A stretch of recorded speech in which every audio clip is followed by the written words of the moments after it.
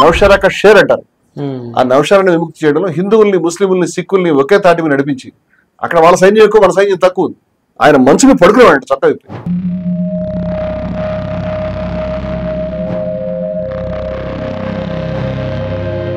ఇప్పుడు ఈ సంస్థాన దిశలో ఎటు సంతకం పడితే అటు మారిపోతుంది. జిన్నా దాంతో విపరీతంగా లాబింగ్ చేస్తుంది. అంటే చాలా నష్టం జరిగింది. ఆ నష్టం అనేది బయట నుంచి జిన్నా పంపించినటువంటి మతోన్మాదపు గిరిజన మూకలే. అవి చాలా ఈజీగా జిన్నా చిత్రకు వెళ్ళిపోయాయి. ఎందుకంటే బ్రిటిష్ వాళ్ళకి కుట్రది. మీరు చెప్తున్నారా నిజంగా హిస్టరీలో అది? ఇక్కడ ముస్లిమ్స్ ఉన్నారు, ఇది పాకిస్తాన్ది. వెల్కమ్ టు సనాతన స్పెక్ట్రమ్. అనేక సబ్జెక్టులు మాట్లాడుతూ ఉంది సనాతన స్పెక్ట్రమ్. ఈ రోజు ముఖ్యంగా కాశ్మీర్ సంబంధించిన అంశము, కాశ్మీర్ ఎలా ప్రారంభమైంది, కాశ్మీర్ లో ఇలా ఉగ్రవాదం అనేది ఎప్పటి నుంచి మొదలైంది, అసలు 370 ఆర్టికల్ ఏంది, కాశ్మీర్ హిస్టరీ ఏంది, పహల్గామ్ సమస్య ఎందుకు వచ్చింది, ఎప్పుడు ఆగుతుంది అనే అంశాలని కూడా, పరిష్కార మార్గాలను కూడా మాట్లాడుకునే ప్రయత్నం చేద్దాం. యాజ్ యూజువల్ గా మన స్టూడియోలో ఉన్నారు జై Bharat and Hindus for plurality and equality జాతీయ ప్రధాన కార్యదర్శి విజయ విహారం రమణమూర్తి గారు. ఎంతో మాట్లాడుతాం. నమస్తే రమణమూర్తి గారు. మళ్ళీ మన సనాతన స్పెక్ట్రంలో కొత్త సబ్జెక్టు. ఇప్పుడు జనమంతా వింటున్నారు, చూస్తున్నారు, మాట్లాడుతున్నారు కాశ్మీర్ సంబంధించిన సబ్జెక్టు.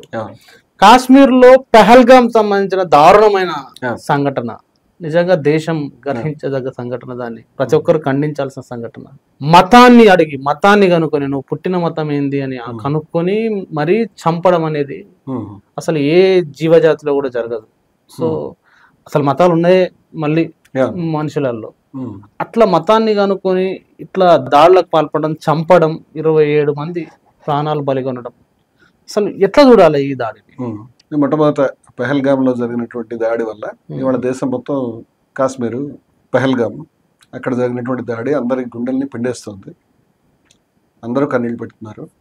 ఆ కథలు బయటకు జనంలోకి వచ్చినప్పుడు కూడా మొట్టమొదట అమాయకులైనటువంటి, కేవలం ఏదో టూరిస్టులుగా అక్కడికి వెళ్ళి కొంత ప్రభుత్వం ఇచ్చిన హామీల మీద కొంత ఆస్వాదిద్దాం, మనం హ్యాపీగా ఉందాం, బాగుందంటారు కదా అనుకుని అక్కడికి వెళ్ళినటువంటి వాళ్ళు అన్యాయంగా బలైనటువంటి ఆ అమాయకులకు శ్రద్ధాంజలి ఘటిస్తూ మనం ప్రారంభిద్దాం. అది చాలా బాధాకరం. మనిషి అనేవాడు ఎవడైనా సరే చాలా బాధపడతాడు. మతోన్మాదపు దాడి ఎవడు ఏ మతం వాడు చేసినప్పటికీ కూడా ఇదే ఇంత దుర్మార్గం, ఇంత వికృతంగా, అసహ్యంగా ఉంటుంది. అది ప్రత్యేకంగా మతం అడిగి, అంటే ఈ స్టైల్ అనేది మతోన్మాదులు మెయింటైన్ చేస్తారు. ఇది ఫస్ట్ టైం కాదు భారతదేశంలో. మతం పేరడికి చంపడం అనేది, ఆ ద్వేషాన్ని గతంలో కూడా జరుగుతుంది. వెలుగెక్కుతూ చంపడం అనేది చేశారు కూడా. అలాగని చేశారు గతంలో కాబట్టి దీన్ని తీసేయమనే ఉద్దేశంతో నేను చెప్పడం కాదు. ఇలా ఉంటుంది వాళ్ళ యొక్క వికృతమైన ధోరణి. చాలా అన్యాయం, చాలా దారుణం ఇది. అయితే ఇది కాశ్మీర్కి సంబంధించి గత దశాబ్దాలుగా, స్వాతంత్రానికి ముందు 40 ఏళ్ళ నుంచి మొదలు పెట్టుకుని ఇవాళ సుమారుగా ఈ 8.5 దశాబ్దాలు, 9 దశాబ్దాలుగా కాశ్మీర్ యొక్క బాధాకరమైనటువంటి చరిత్ర ఏదైతే ఉన్నదో, కొన్ని గ్రేట్ మూమెంట్స్ ఉన్నాయి, చాలా ఇన్స్పైరింగ్ మూమెంట్స్ ఉన్నాయి, కొన్ని మనం చర్చించుకోవాల్సిన విషయాలు ఉన్నాయి. ఈ మొత్తం ఈ ప్రవాహంలో ఈ ఇన్సిడెంట్ ఒక భాగంగానే చూస్తాను తప్పితే ఇదే క్షణంగా జరిగిన ఇన్సిడెంట్ కాదు. ఆ మాటకు వస్తే పహల్గామ్లో నాకు గుర్తుంటే 1-2 దశాబ్దాల బ్యాక్ కూడా ఇట్లాంటి సంఘటన కరెక్ట్గా పహల్గామ్లోనే అమర్నాథ్ యాత్రికుల మీద కొంతమంది చచ్చిపోవడం జరిగింది. ఇలాంటి చాలా సంఘటనలు కూడా జరుగుతాయి. మొన్న జరిగింది కూడా చాలా హృదయ విదారకమైన సంఘటన. అయితే ఈ సంఘటన గురించి చెప్పే ముందు, మనకి ఇలాంటి సంఘటన చూసినప్పుడు, పత్రికల్లో వార్తలు చదువుతున్నప్పుడు మనసంతా విషాదంతో, బాధతో నిండిపోతుంది. అసలు కాశ్మీర్ గురించి ఆలోచిస్తేనే ఎక్కడ పరిష్కారం, ఎవరు దీనికి దారి చూపిస్తారు, ఎక్కడికి వెళ్ళగలుగుతాం అని చాలాసార్లు మనసంతా కూడా నీరైపోతుంది అక్కడ సంఘటనలు తెలిసినప్పుడు. కానీ మొన్న మరొకసారి కాశ్మీరియత మీరు వినుంటారు ఈ మాట. కాశ్మీరియత అంటే భారతదేశంలో మనం మాట్లాడే భారతీయత, లౌకికత అనేటువంటి మాటలకు దగ్గర మాట. వాళ్ళు కాశ్మీరియత అంటారు. ఆ మాట ఉన్నది. ఎందుకంటే అది 1000 సంవత్సరాల నుంచి, 100 సంవత్సరాల నుంచి వస్తున్న సంప్రదాయం, శతాబ్దాల నుంచి. ఈ కాశ్మీరియత అనేది ఉందా లేదా అనేటువంటి సందర్భం కూడా మనకు చాలాసార్లు ఎదురైంది. ఏంటి కాశ్మీరియత? ఇది ఇప్పుడు వాళ్ళు సూఫీ గురువుల్ని నంద్ ఋషి అంటారు. మీరు వినుంటారు ఈ పేరు, ఋషి అంటారు. హిందువులు, ముస్లింలు ఎప్పటి నుంచో చాలా గొప్ప సద్భావంతో మెలిగినటువంటి గడ్డ. మనకి దేశ విభజన సమయంలో లక్షల మంది, 20 లక్షల మంది సుమారుగా ఆ దగ్గర సమీప ప్రాంతాల్లో చచ్చిపోయినప్పటికీ కాశ్మీర్ వ్యాలీలు, అప్పటికి కూడా జమ్మూలో ముస్లింస్ కొంతమందిని చంపడం అనేది జరిగింది. అయినా 90% మంది పైగా ముస్లింస్ ఉన్నటువంటి వ్యాలీలో ఒక్క సంఘటన కూడా హిందువుల మీద జరగలేదు. అట్లా కాపాడుకున్నారు. దానికి కారణం ఏంటంటే ఈ సంప్రదాయంలో ఎప్పటి నుంచో ఇది భాగంగా ఉంటున్నది. అటువంటి సంప్రదాయాన్ని మొన్న జరిగిన పహల్గాం సందర్భంలో కూడా నిలబెట్టినటువంటి కొంతమంది వీరుల గురించి మనం తలుచుకోకపోతే కనుక ఈ పిక్చర్ కంప్లీట్ కాదు. మొన్న జరిగింది దాంట్లో ముఖ్యంగా ఈ యొక్క సయ్యద్ హుస్సేన్ ఆదిల్ షా అనేటువంటి ఈ హీరో గురించి, ఇలాంటి హీరోస్ నేను చాలా మందిని ప్రస్తావిస్తాను. గత చరిత్రలో కూడా ఎంత గొప్ప హీరోస్ ఉన్నారండి. ఇతను కేవలం ఒక పోనీ అంటే చిన్న గుర్రపిల్ల, ఈ గుర్రాల మీద తప్పితే అక్కడికి వెళ్ళలేరు పాపం, వెళ్ళే దారి లేదు. ఈ గుర్రపిల్ల మీద టూరిస్టులను ఎక్కించుకుని బతకడమే అతని జీవనోపాధి. అలా వెళ్ళినట్టు అతను టూరిస్టుల మీద దాడి జరుగుతుంటే కాశ్మీర్కి ఎంత పెయిన్ ఉంది ఏమీ దాంతో సంబంధం లేకుండా అతను ఎక్కడ మత విద్వేషాన్ని తలలోకి రానివ్వకుండా, అయ్యో అమాయకులైన టూరిస్టులు చనిపోతున్నారు భారతీయులని ముందుకు దూకి ప్రాణం ఏమవుతుందో తెలియకుండా ఆ యొక్క ఉగ్రవాద చేతిలో తుపాకీని గుంజుకొని అతనితో యుద్ధం చేసి ఆ తుపాకీ గుళ్ళో పడేసి అంటారు. ఇది చాలా గొప్ప వీరుడు. భారతదేశంలో ప్రతి ఒక్క వ్యక్తి ఇతని యొక్క త్యాగాన్ని తలుచుకోవాలని నేను కోరుకుంటాను. ఇతని ఒక్కడే వీరుడు కాదు, ఇలాంటి వీరులు ఆ సందర్భంలో ఈ 4 రోజుల్లోనే కాశ్మీర్ ప్రాంతంలోనే నాకు తెలిసి 10ల సంఖ్యలో పేర్లు వినిపించినాయి. ఈయన యొక్క మేనమామ పేరు కూడా నజకత్ ఏదో ఉన్నది. ఈయన యొక్క అంత్యక్రియలకు వెళ్ళలేకపోయాడు. ఎందుకంటే ఆయన ఇంకొంతమంది టెర్రరిస్టులు కాపాడుకుంటూ ఆయన చనిపోలేదు కానీ వాళ్ళని ఎయిర్పోర్ట్ చేరేదాకా. ఆ రోజుల్లో కాశ్మీర్ కి సంబంధించినటువంటి వీడియోస్ మనం నేషనల్ గా మనం చూస్తే ఈ వారం రోజుల క్రితం ఈ ఫుటేజ్లు అన్ని చోట్ల కూడా కాశ్మీరీ ప్రజల యొక్క బాధ, వాళ్ళ యొక్క ఆవేదన, అంటే టూరిస్టుల యొక్క, వాళ్ళ యొక్క బాధితుల యొక్క, వాళ్ళ బంధువుల యొక్క ఆవేదన ఎంత కలచివేసే విధంగా ఉన్నదో కాశ్మీరీలు స్వచ్ఛందంగా బంధుపాటించారు. ఎక్కడ ఏమి అనుమానం లేకుండా ఎవరిని రోడ్డు మీద కలిసి అడిగినా ఏడ్చారు.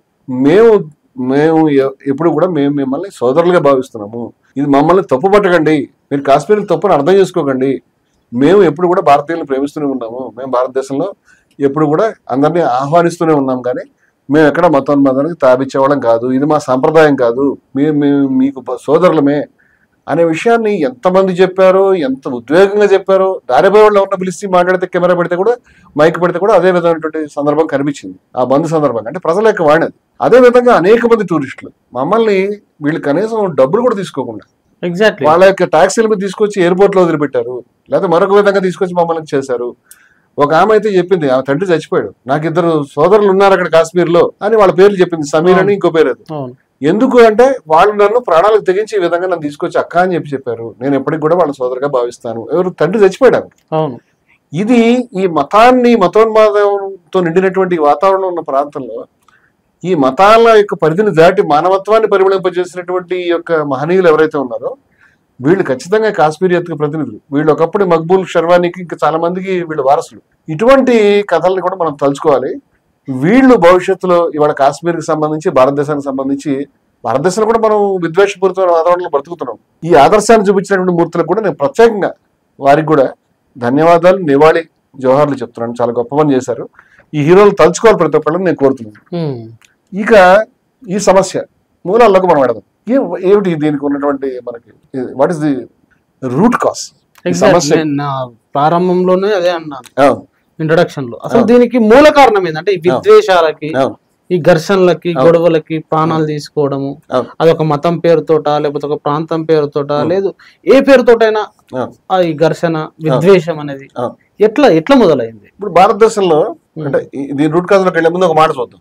ఇవాళ ఎడ్యుకేటెడ్ యువతరం చాలా మంది ఉన్నారు. బయట కాశ్మీర్ పహల్గాం అనగానే కదిలిపోతుంది యువతరం. కొత్తగా వాళ్ళకేం తెలియదు. ఈ మహా అయితే ఆ రోజు పేపర్ కూడా పెద్దగా చూసేవాళ్ళు కాదు. కేవలం వాళ్ళ వాట్సాప్ మీద ఆధారపడేటువంటి వాళ్ళు, లేకపోతే టీవీల మీద ఛానల్స్ మీద, లేకపోతే ఏదైనా యూట్యూబ్ ఛానల్స్ మీద ఆధారపడేటువంటి వాళ్ళు తప్పితే పెద్దగా లోతుగా తెలియనటువంటి వాళ్ళు, పెద్ద న్యూస్లు చదవనటువంటి వాళ్ళు. వాళ్ళు హిందువుల్ని ముస్లింలు చంపేస్తున్నారు.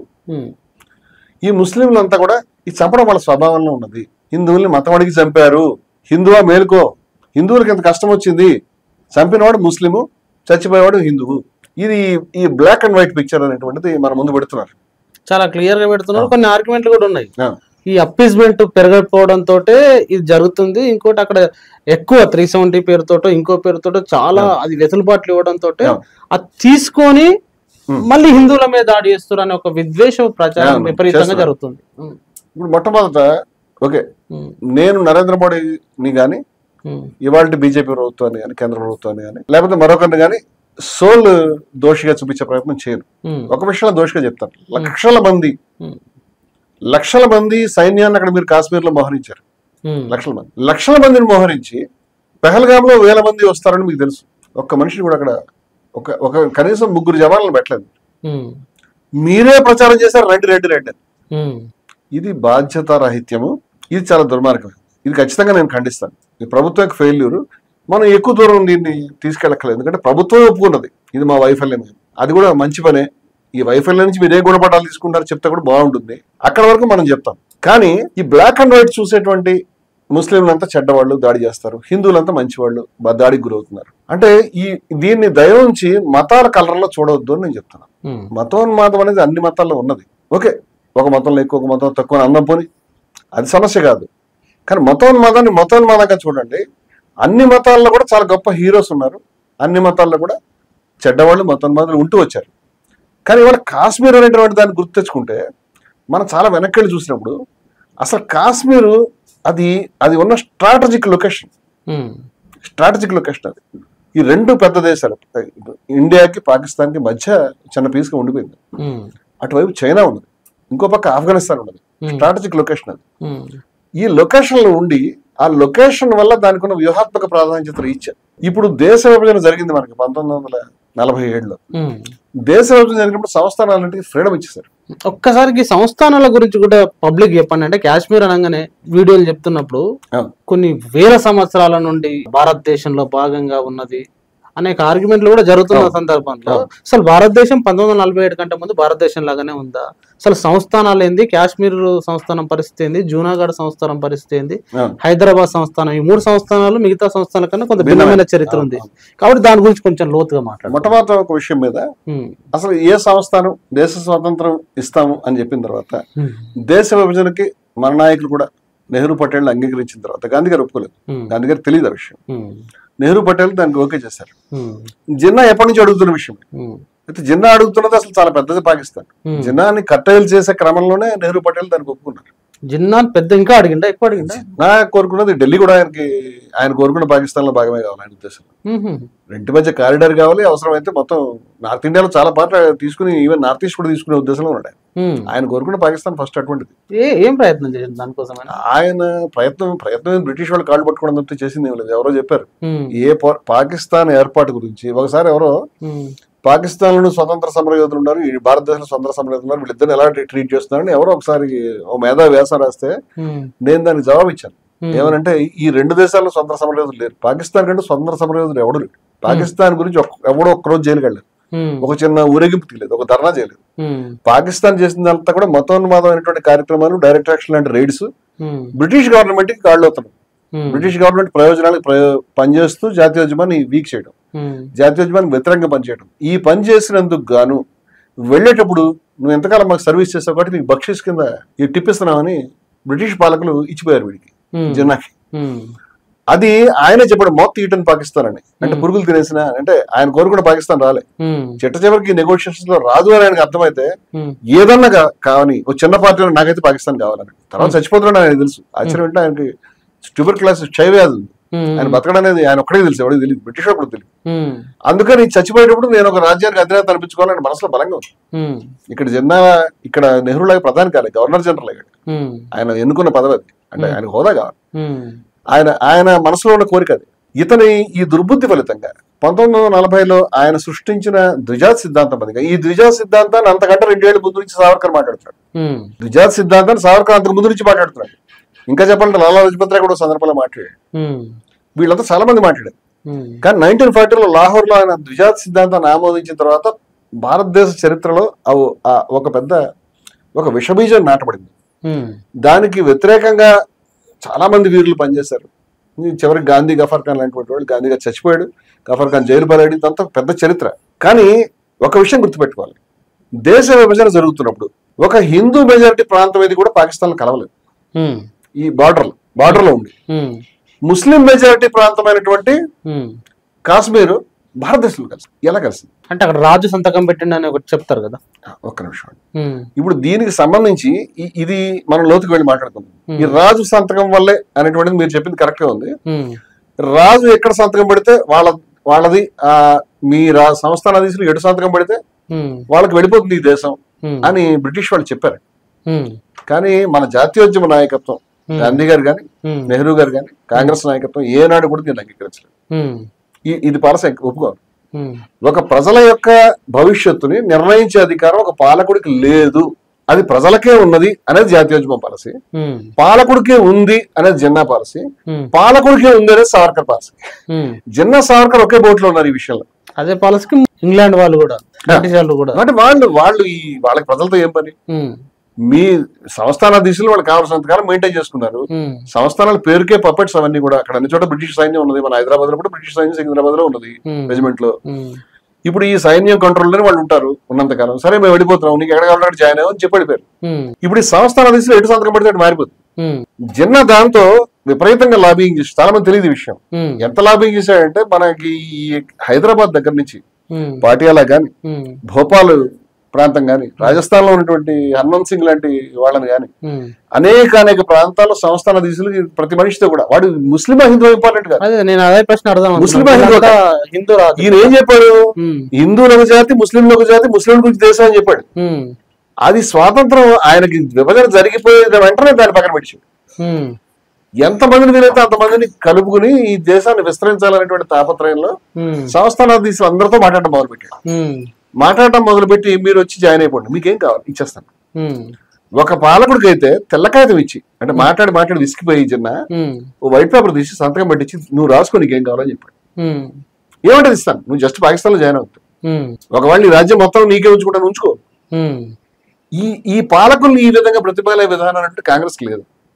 కాంగ్రెస్ జాతీయోద్యమం చేస్తున్నటువంటి క్రమంలో సంస్థానాల్లో ఉన్నటువంటి ప్రాంతాలను ఏం చేయాలనేటువంటి దాని మీద ఒక చర్చ వచ్చింది. సంస్థానాల్లో మనం స్వతంత్ర పోరాటం చేస్తే సంస్థానాధీశులు కూడా బ్రిటిష్ వాళ్ళతో జాయిన్ అయిపోతారు. అలా జాయిన్ చేయడం టాక్టికల్ గా మిస్టేక్ అవుతుంది. మరి ఏ నిర్మాణం చేయకపోతే సంస్థానాల భవిష్యత్తులో స్వతంత్రంగా అయిపోతే భారతదేశం మనం స్వతంత్రం సాధించినా ఈ 500 దేశాలు అయిపోయి దరిద్రంగా తయారవుతుంది. దీనికి మిడిల్ ఒకటి చూశారు. అంటే స్టేట్ పీపుల్స్ కాంగ్రెస్ అని ఒకటి ఈ సంస్థానాలకు సంబంధించిన ఒక సంస్థని నెహ్రూ గారి నాయకత్వంలో ఏర్పాటు చేశారు. దీనికి కాశ్మీర్ లో ఉన్నటువంటి షేక్ అబ్దుల్లా కూడా దీంట్లో యాక్టివ్ పార్ట్నర్. ఆయన దీంట్లో జాయిన్ అయ్యే దశలో దీని నాయకుడు కూడా. సంస్థానాల్లో ఉన్న ప్రజల్లో ఉన్నటువంటి పోరాటాలను కూడా సమన్వయం చేయడం దీని ఉద్దేశం. చాలా మంది ఏమనుకుంటారంటే పటేల్ గారు ఎవరో ఒక సినిమా డైరెక్టర్ చెప్పాడండి మొన్న, సంస్థానాధీశులు 500 మందిని పటేలే విలీనం చేశాడు, అందుకని ఆయన దేశాన్ని చాలా గొప్పగా చేశాడు. పటేల్ చాలా మహానాయకుడు, నేను ఎప్పుడూ ఆయన అభిమాని. నేను ఆయన సేవను తక్కువ చేసి చెప్పడం నా ఉద్దేశం కాదు. ఎవరో ఒక ఆయన ఏం చెప్పాడంటే సంస్థానాధీశులు రమ్మని ఈ పక్కన గన్ను పెట్టి సంతకం పెట్టి అది పేరుస్తాను అన్నాడు. ఇవి పిచ్చి మాటలు. అంటే అది వినేవాళ్ళు చూసేవాళ్ళు సినిమా ఇంటర్వ్యూల్లో వీళ్ళందరూ చాలా మంది ఇలాంటి వెర్రివాగుడు అంతా వాగుతుంటారు. ఇలాంటివి చాలా చెప్తాను నేను, ఇలాంటి డైలాగ్. ఏదో రజనీకాంత్ సినిమాలో వచ్చిన వాళ్ళందరికీ నువ్వు సంతకం పెట్టలేదు కొడతాను నీకు కొట్టిస్తాడు. అట్లాంటి సినిమాలో సాధ్యవుతాయి, జీవితంలో సాధ్యం. సంస్థానాధీశులతో అసలు సాధ్యం. పటేల్ అట్లా చేసాడు కరెక్ట్ కాదు. 500 మంది ఆయన చెప్పిన విధంగా సంతకం పెట్టారు అంటే దాని వెనకాల అసలు కారణం ఏంటంటే ఆయా ప్రాంతాల్లో జాతీయోద్యమం స్టేట్ పీపుల్ కాంగ్రెస్ ఉన్నది. నువ్వు సంతకం పెట్టకపోతే నీ చేతి నుంచి మొత్తం పదవంతా ఊడిపోతుంది. రెండు, కాంగ్రెస్ జాతీయోద్యమం చెప్పి నీ సంతకం మాకు ఇంపార్టెంట్. నువ్వు సంతకం పెట్టకపోతే మీరు డైరెక్ట్ దాన్ని ప్రజల యొక్క అభిష్టానుసారం దాన్ని మీరు కలుపుకుంటాం అనేది కూడా ఉంది. ఈ భయానికి, అంటే ప్రజాోద్యమం భయానికి వాళ్ళు భారతదేశంలో చేయాలి. ప్రజాోద్యమ నిర్మాతల్లో నెహ్రూ చాలా ముఖ్యుడు. ఈ విషయాన్ని పక్కన పెట్టి కేవలం అంత పటేల్ ఖచ్చితంగా చాకచక్యంగా వ్యవహరించాడు. పటేల్ చాలా శ్రమించాడు. పటేల్ ఖచ్చితంగా దాంట్లో ఆయన శ్రమను నేను తక్కువ చేయను. మౌంట్ బాటన్ కూడా కొంత కోఆపరేట్ చేశాడు కొన్ని విషయాలు చేయలేదు, అది వేరే కథ. అయితే బ్రిటిష్ సామ్రాజ్యవాదులకి ఒక ఇంట్రెస్ట్ ఉంది మొత్తం ఈ డిఫరెంట్ ప్లేయర్స్ యొక్క వాళ్ళ ప్రయోజనాలు. ఆ కాలంలో ఈ సంక్షుభితమైన పరిస్థితుల్లో ఏమేం జరిగిందంటే ఇవన్నీ ఫ్యాక్టర్స్. బ్రిటిష్ వాళ్ళు భారతదేశాన్ని ఇంత పెద్ద దేశాన్ని వదిలిపెట్టి వెళ్ళిపోతున్నారు. మనకి భవిష్యత్తులో ఒక అడుగు పెట్టే దారి ఉండాలి. ఈ నెహ్రూను గాంధీ చూస్తే వీళ్ళిద్దరు కూడా యాంటీ ఇంపీరియలిస్ట్. వీళ్ళేమి అమెరికన్ బ్రిటన్ సామ్రాజ్యవాదుల యొక్క తొత్తులు కాదు. భవిష్యత్తులో మనకు వీళ్ళు అనుకూలంగా ఉంటారని నమ్మకమే లేదు.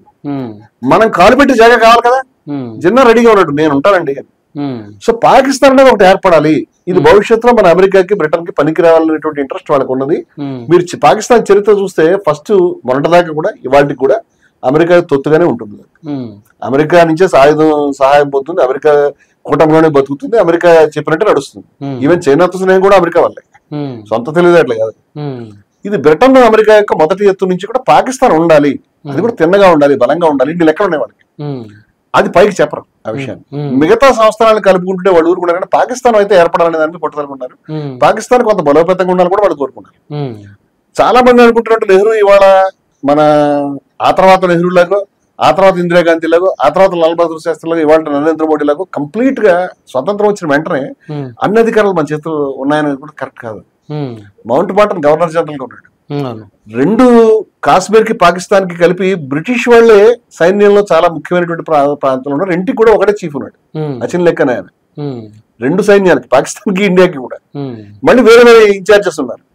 సో ఇంత సంక్లిష్టమైన వాతావరణంలో జరుగుతున్నటువంటి పరిణామాలు ఇవన్నీ కూడా దేశానికి స్వంతం వచ్చినప్పుడు ఈ రకంగా జిన్నా సర్వశక్తులు వడ్డీ ప్రయత్నిస్తే కొంతమంది ఆ ట్రాప్ లోకి వెళ్ళబోయారు కూడా, మళ్ళీ భయపడి ఆగిపోయారు. ఒకళ్ళిద్దరు హిందూ రాజులు పాకిస్తాన్ చేరిపోయారు. ఏమో ఈ నెహ్రూతో, మనకు నెహ్రూకి రాజరికమైన వ్యతిరేకత ఉందనేది ఒక అభిప్రాయం ఉంది. రాజుల మీద, రాజరికం మీద కాకుండా ప్రజల మీద ఉంది. వాళ్ళు షేక్ అబ్దుల్లాని జైల్లో పెట్టాడు హరిసింగ్. నెహ్రూ వార్నింగ్ ఇచ్చాడు, నువ్వు గనక షేక్ అబ్దుల్లాని అరెస్ట్ చేస్తే నువ్వు మాకు శత్రువు అవుతావు, నేను వస్తున్నాను కోర్టులో, నేను వాదిస్తాను, కోర్టేసుకున్నాను కూడా వెళ్ళాడు ఒకసారి. ఆయన వస్తే నేను అరెస్ట్ చేస్తాను హరిసింగ్ వార్నింగ్ ఇచ్చి అరెస్ట్ కూడా చేయబోయాడు. అరెస్ట్ చేశాడు కూడా, అంటే జైల్లో పెట్టలేక నిర్బంధంలో తీసుకున్నాడు. మౌంట్ బాటన్ చెప్పాడు, భారతదేశానికి ప్రధానమంత్రి ఆయన, నువ్వు ఎలా కనిపిస్తున్నాడు, నెక్స్ట్ కొన్ని రోజుల్లో భారతదేశం ప్రధానమంత్రి అయ్యే మనిషి నువ్వు అరెస్ట్ చేస్తే నీ జీవితం అవుతుందో ఆలోచించుకోరు. అప్పుడు హరిసింగ్ భయపడ్డాడు. అంటే కన్సిస్టెంట్ గా షేక్ అబ్దుల్లా అక్కడ ప్రజాపోరాట నేషనల్ కాన్ఫరెన్స్ పేరు మీద ఒక ఉద్యమాన్ని, మొదట ముస్లిం కాన్ఫరెన్స్, దాన్ని గాంధీ నెహ్రూ యొక్క అడ్వైజ్ తో నేషనల్ కాన్ఫరెన్స్ గా మార్చాడు. ఆయన చెప్పుకున్నాడు ఆ విషయాన్ని. ఈ నేషనల్ కాన్ఫరెన్స్ లో అది ముస్లింలే కాదు, ముస్లింలు, హిందువులు, సిక్కులు ముగ్గురు ఉన్నారు. అది ఒక విప్లవ శక్తి ఉంది, చాలా మంది తెలియదు రహస్యం. అదేమిటో నేను కాసేపు కొన్ని ఫోటోస్ చూపిస్తాను మీకు. ఈ ఒక విప్లవ శక్తిగా ఉన్నటువంటి దాన్ని ప్రజలందరినీ సమీకృతం చేసి ఎటువంటి మతోన్మాదాలు లేకుండా అప్పుడు జిన్నా ఎంటర్ అయ్యింది, సావర్కర్ ఎంటర్ అయ్యింది. వీళ్ళిద్దరు కాశ్మీర్ వెళ్ళారు. జిన్నా కాశ్మీర్ వెళ్తే అసలు అంతకు ముందు నుంచి ద్విజాత్ సిద్ధాంతానికి షేక్ అబ్దుల్లా వ్యతిరేకం.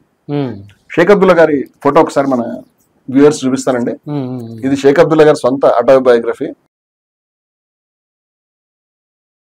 చాలా భారతదేశం ఎస్ ఆతిష్య చిన్నార్ అంటారు ఒరిజినల్, ఇది అనువాదం, ఇది ఆయన ఆటోబయోగ్రఫీ. ఇది దురదృష్టం అంటే భారతదేశం గాని, ఇక్కడ భారతదేశం కాశ్మీరీలు గాని ఎప్పటికీ గుర్తుంచుకోదగినటువంటి మహానాయకుడు ఆయన. పాకిస్తాన్ లో కూడా మంచి వాళ్ళు లౌకికవాదులు ఆయన పేరు తలుచుకోవాలి. మన గాంధీ నెహ్రూ పేరు ఎలా తలుచుకుంటాము, గఫార్ ఖాన్ పేరు ఎలా తలుచుకుంటాము, వాళ్ళ స్థాయిలో కాకపోయినా ఏదో ఒక స్థాయిలో ఈయన కూడా ఒక మహానాయకుడు. దురదృష్టం ఏంటంటే ఇవాళ ఆయన ఎవరికి కాకుండా పోయాడు. ఆయన మహాప్రజానాయకుడు, మామూలు చిన్న మనిషి కాదు. ఆయన జిన్నాని పలు సందర్భాల్లో ప్రత్యక్షంగా ఢీకొన్నాడు. నీ నిజాసిద్ధం తప్పు, అసలు కుదరదని. నువ్వు కాశ్మీర్ గడ్డ మీద అడుగు పెడితే నీకు కుదరదు, నీ ద్విజా సిద్ధాంతం నడవదు, మేమంతా ఒకటే, నువ్వు వెళ్ళిపోయి ఇక్కడి నుంచి, నువ్వు వెళ్ళకపోతే చాలా దారుణమైన పరిణామాలు ఎదుర్కొంటాయని బెదిరించి, హెచ్చరించి, ప్రజలను సమీకరించి జిన్నాకి ఏమీ లేకుండా చేశాడు. జిన్నాకి ఇక్కడ దాకా ఉంది కక్ష. అదే సమయంలో సావర్కర్ కూడా అక్కడ ఉన్న హిందువులు బోగస్ ఈయన సిద్ధాంతాలు ఇంటికి ఉన్నాయి కదా. చాలా మందికి తెలియని విషయం అంటే సావర్కర్ కూడా ఏం భారతదేశం యొక్క ఐక్యత గురించి కృషి చేసినాడు ఏం కాదు. అసలు భారతదేశంలో కొన్ని ప్రాంతాలు నేపాల్కి చెప్పినటువంటి పెద్ద మనిషి. చాలా మంది భారతదేశంలో కొన్ని ప్రాంతాలు నేపాల్కి ఏమన్నాడు. నేపాల్ హిందూ దేశం కదా, హిందువులు ప్రభువు కదా, హిందూ రాజు. ఇప్పుడు లేదులేండి, అప్పుడు హిందూ రాజరికం ఉంది కదా. సో కొన్ని ప్రాంతాలు హిందూ రాజు అన్న తర్వాత మన రాజే. మన దేశం కంటే హిందూ రాజు చాలా ఇంపార్టెంట్ కదా. సరే, మరి నెక్స్ట్ సావర్కర్ మేము ప్రత్యేకమైన ఎపిసోడ్ చేసుకున్నప్పుడు ఈ వివరాలు ఇంకొంచెం వివరంగా మాట్లాడుకుందాం. అంటే ఈ జాతీయవాదులు చెప్పుకుంటారు కదా, ఏమి భారతదేశ జాతీయవాదులు కాదు వీళ్ళు. అసలు ప్రజలు ఎట్లా పోయారో అవసరమే లేదు, పాలకుడు సంతకం పెడితే సరిపోతుంది, పాలకుడు అని తిరిగేటువంటి మనుషులు వీళ్ళు. అయితే కొన్ని విషయాలు చెప్తాను. అయితే ఇక్కడ జూనాగఢ్ సంబంధించిన జూనాగఢ్ గురించి చెప్తాను. రాజు సంతకం సావర్కర్ గారు, జిన్నా సావర్కర్ ఇద్దరు కూడా కాశ్మీర్ వ్యాలీలో అట్టర్ ఫెయిల్ అవడానికి కారణం షేక్ అబ్దుల్లా. అదే సమయంలో గాంధీ నెహ్రూ గఫార్ ఖాన్ వీళ్ళు పర్యటిస్తే చాలా బ్రహ్మాండమైనటువంటి సత్కారం వాళ్ళకి జరగడానికి, ప్రజలు వేల సంఖ్యలో రావడానికి కారణం షేక్ అబ్దుల్లా. నేషనల్ కాన్ఫరెన్స్ చాలా గొప్ప ఉద్యమం అది. హరిసింగ్ దీనికి వ్యతిరేకంగా. ఇంకా ఆశ్చర్య విషయం చెప్తాను, హరిసింగ్ అండగా ఉన్నాడు. జిన్నా కాశ్మీర్ రాజు అనేటువంటి హరిసింగ్ హిందూ రాజుకి అండగా ఉన్నాడు. ఆయన దూతున్నాడు వచ్చేయని. సో నయాన భయాలు ఒప్పించి జిన్నాకి ఏ విలువలు లేవండి, పరమ దుర్మార్గుడు, అవకాశం అది. ఏ రకంగా కార్యం సాధించగలడు. ఏ ముస్లిము విలువలు లేవు ఆయన. చాలా మంది ఆయన ముస్లిం అనుకోవడం వేస్ట్. మన ముస్లిం మతోన్మాదులో కూడా చాలా వికృతమైన అవకాశం అది. ఆయన నమాజ్ చేయడం రాదు, ఉర్దూ చదవలేదు. ఆయన ముస్లిం మతం చెప్పినటువంటి ఏ పద్ధతిలో లేడు. బిస్కీ తాగేవాడు, సిగరెట్ తాగేవాడు. ఏదైనా కావాలంటే నమాజ్ సమయంలో పెద్ద పెద్ద సభల్లో కూడా ఆయన స్పీచ్ ఇచ్చినప్పుడు నమాజ్ సమయం వస్తే ఆయన అటు తిరిగి సిగార్ కాల్చుకున్నాడని చాలా మంది ప్రజలంతా నమాజ్ చేస్తుంటాయి. అటువంటి విలువలు లేనటువంటి మనిషి ఆయన, కనీసం గౌరవ మర్యాద లేనటువంటి మనిషి. వాళ్ళకి పంది మాంసం నిషిద్ధం, పంది మాంసం తిన్నాడు. ఆయన చేయని పని లేదు. ఓ పార్శ్యమైన పెళ్లి చేసుకున్నట్టు దాన్ని హర్షిస్తాను, ఎందుకంటే మతాంతర వివాహం మంచిదే. సరే, ఆమెను మళ్ళీ ఇటే బెండి చేద్దామని ఆలోచన ఉన్నటువంటి మనిషి. నీ జిన్నా గురించి మనం ఎప్పుడైనా వేరే మాట్లాడుకుందాం కావాలంటే. కానీ ఈ జిన్నా యొక్క మనస్తత్వంలో అవకాశాలను తప్పితే మరేమి లేదు. నీకు పాకిస్తాన్ సాధించుకునేదాకా ద్విజాత సిద్ధాంతం. ఆ తర్వాత ఎవడైనా సరే మనం ఈ రాజ్యం పెంచుకోవడానికి ఎవరికైనా ఏ రకమైన ఇంట్రెస్ట్ లేదు. అందుకని హరిసింగ్కి మద్దతు ఇచ్చాడు తప్పితే ఏ రోజు కాశ్మీరీ ప్రజా పోరాటానికి వెనకాల వెళ్ళాడు. కాశ్మీరీ ప్రజా పోరాటానికి నేషనల్ కాన్ఫరెన్స్ నాయకులు షేక్ అబ్దుల్లా నాయకుడు, దాని వెంబడి గాంధీ నెహ్రూ ఉన్నారు. గాంధీ గారు 47 లో కాశ్మీర్కి వెళ్ళినప్పుడు హరిసింగ్ గారు రండి మహాత్మా మా దగ్గర ఉండండి అంటే, నీ దగ్గర ఉన్నాయా? నీ రాజుగారి యొక్క ఆశ్రయం మాకు అక్కర్లేదని నేషనల్ కాన్ఫరెన్స్ యొక్క వాళ్ళ యొక్క దాంట్లో అప్పటికి నాకు గుర్తున్నంత వరకు ఈయన జైల్లోనే ఉన్నాడు బాబు షేక్ అబ్దుల్లా, ఏది హరిసింగ్ గారి జైల్లో. వాళ్ళ యొక్క ఆతిథ్యాన్ని స్వీకరించాడు ఆయన. అంటే ఇంత క్లియర్ గా షేక్ అబ్దుల్లా ప్రజల యొక్క నాయకుడు, షేక్ అబ్దుల్లాను అవమానిస్తే కుదరదు, షేక్ అబ్దుల్లాను జైల్లో పెడితే కుదరదు అని గాంధీ గారు నెహ్రూ గారికి స్పష్టంగా చెప్తూ వచ్చారు. కానీ హరిసింగ్ ని ఎలాగైనా దువ్వేటువంటి ప్రయత్నాన్ని అటు చిన్న చేస్తున్నాడు, సావర్కర్ కూడా మన హిందువులంతా ఒకటబ్బా అనేటువంటి ప్రయత్నాన్ని ఆయన కూడా చేస్తున్నాడు. అంటే ఇప్పుడు ప్రజలంతా ఆలోచించాల్సింది ఏమిటంటే భారతదేశంలో అవునన్నా కాదన్నా ఇట్స్ అ రియాలిటీ. అండ్ ఆ రోజు రియాలిటీ ఇవాళ రియాలిటీ ఏంటంటే హిందువులు ఉన్నారు, సిక్కులు ఉన్నారు, ముస్లింలు ఉన్నారు, బౌద్ధులు ఉన్నారు, జైనులు ఉన్నారు, అనేక రకాలైన మతాలు సంస్కృతులు ఉన్నారు. వీళ్ళందరినీ కలపడానికి నువ్వు వేరు నేను వేరు, హిందువు వేరు ముస్లిం వేరు అనేటువంటి ద్విజాత సిద్ధాంతం మనకి వస్తుందా? అందరము కలిసికట్టుగా ఉందాం అనేటువంటి సిద్ధాంతం మనకు వస్తుందా ఆలోచించాలి. అందరము కలిసికట్టుగా ఉందాం అనేటువంటి సిద్ధాంతం షేక్ అబ్దుల్లాది, గాంధీ గారిది, నెహ్రూది, వీళ్ళది. అందరం కూడా నువ్వు వేరే జాతి నేను వేరే జాతి అనేటువంటి సిద్ధాంతం హిందూ రాష్ట్రం ఏర్పడాలనేటువంటి సావర్కర్ది, ఆర్ఎస్ఎస్ది. అదే సమయంలో జిన్నాది, మేము ముస్లింల గురించి మేము దేశం ఏర్పాటు చేస్తామనే సిద్ధాంతం ఆయనది. ఇక్కడి నుంచి స్టార్ట్ అయింది. ఈ ద్విజాత సిద్ధాంతానికి వ్యతిరేకంగా ఒక విలువల గురించి ఆదర్శాల గురించి నిలబడినటువంటి మహానాయకుడు షేక్ అబ్దుల్లా. ఈ క్రమంలో ఆయన ఎన్ని కడగండ్లు పాలయ్యాడు, అసలు జిన్నాని అక్కడ అడుగుపెట్టడానికి వీలు లేకుండా చేశాడు. చాలా ఆశ్చర్యం అది. ఆ తర్వాత స్వతంత్రం వస్తుంటే ఇందాక మీరు జునాగఢ్ గురించి చెప్తున్నారు, జునాగఢ్ అదే ప్రశ్న. ఎగ్జాక్ట్లీ. ఇప్పుడు ఏమిటంటే ఇప్పుడు చాలా మంది మనకి అది మనకే కదా ఇది వాళ్ళకే కదా అని మాట్లాడతారు. చాలా మంది ఏంటంటే రోడ్ల మీద వచ్చి ముస్లింలకు అందరికీ పాకిస్తాన్ ఇచ్చి అక్కడి నుంచి పంపించారు కదా, నెహ్రూ అడ్డుకున్నాడు కదా. ఎగ్జాక్ట్లీ అదే ప్రశ్న. ముస్లింలందరికీ పాకిస్తాన్ ఇచ్చేస్తే కాశ్మీర్ ఎందుకు మరి మీకు? నేను అడుగుతున్నా, హిందూ మతోన్మాద ప్రచారంలో కొట్టుకెళ్ళిపోతున్నటువంటి యువత ఒక నిమిషం ఆలోచించండి. ఒకవేళ ముస్లింలకు కాశ్మీర్ అయిపోతే, ముస్లింలకు పాకిస్తాన్ ఏర్పడిపోతే కాశ్మీర్ వాళ్ళకే చెందాలి కదా, అక్కడ ఎక్కువ మంది ఉన్నది వాళ్లే కదా. కానీ చెందలేదే. మీరు ఒక విషయం అర్థం చేసుకోవాలి, దేశాన్ని హిందూ ముస్లిం ప్రాతిపదిక మీద విడదీశారని చాలా మంది ప్రచారం చేస్తున్నారు. అది అబద్ధం. అది అబద్ధం. హిందువులు ముస్లింలు వేరు జాతులు అలా ఏర్పడాలి అని కోరుకున్నది జిన్నా. హిందువులు ముస్లింలు వేరు జాతులు కాదు, మేమంతా కలిసే ఉంటాము, లౌకికత్వంతో ఉంటాం అనేది మన విధానం. అంటే ఈ విభజన ఎటువంటిదంటే ద్విజాతి సిద్ధాంతాన్ని నమ్మేటువంటి వాళ్ళు ఒకవైపు, ద్విజాతి సిద్ధాంతానికి వ్యతిరేకంగా లౌకికత్వాన్ని, మానవత్వాన్ని, అందరూ కలిసి ఉండాలని మత సామరస్యాన్ని పాటించేటువంటి వాళ్ళు ఒకవైపు. ఇప్పుడు ఇదే ప్రాతిపదిక మీద మనం ఉన్నాం కాబట్టి కాశ్మీర్ని కలుపుకోవడానికి ప్రయత్నం చేశాము, ముస్లింలందరినీ మనతో ఉంచుకోవడానికి ప్రయత్నం చేశాము.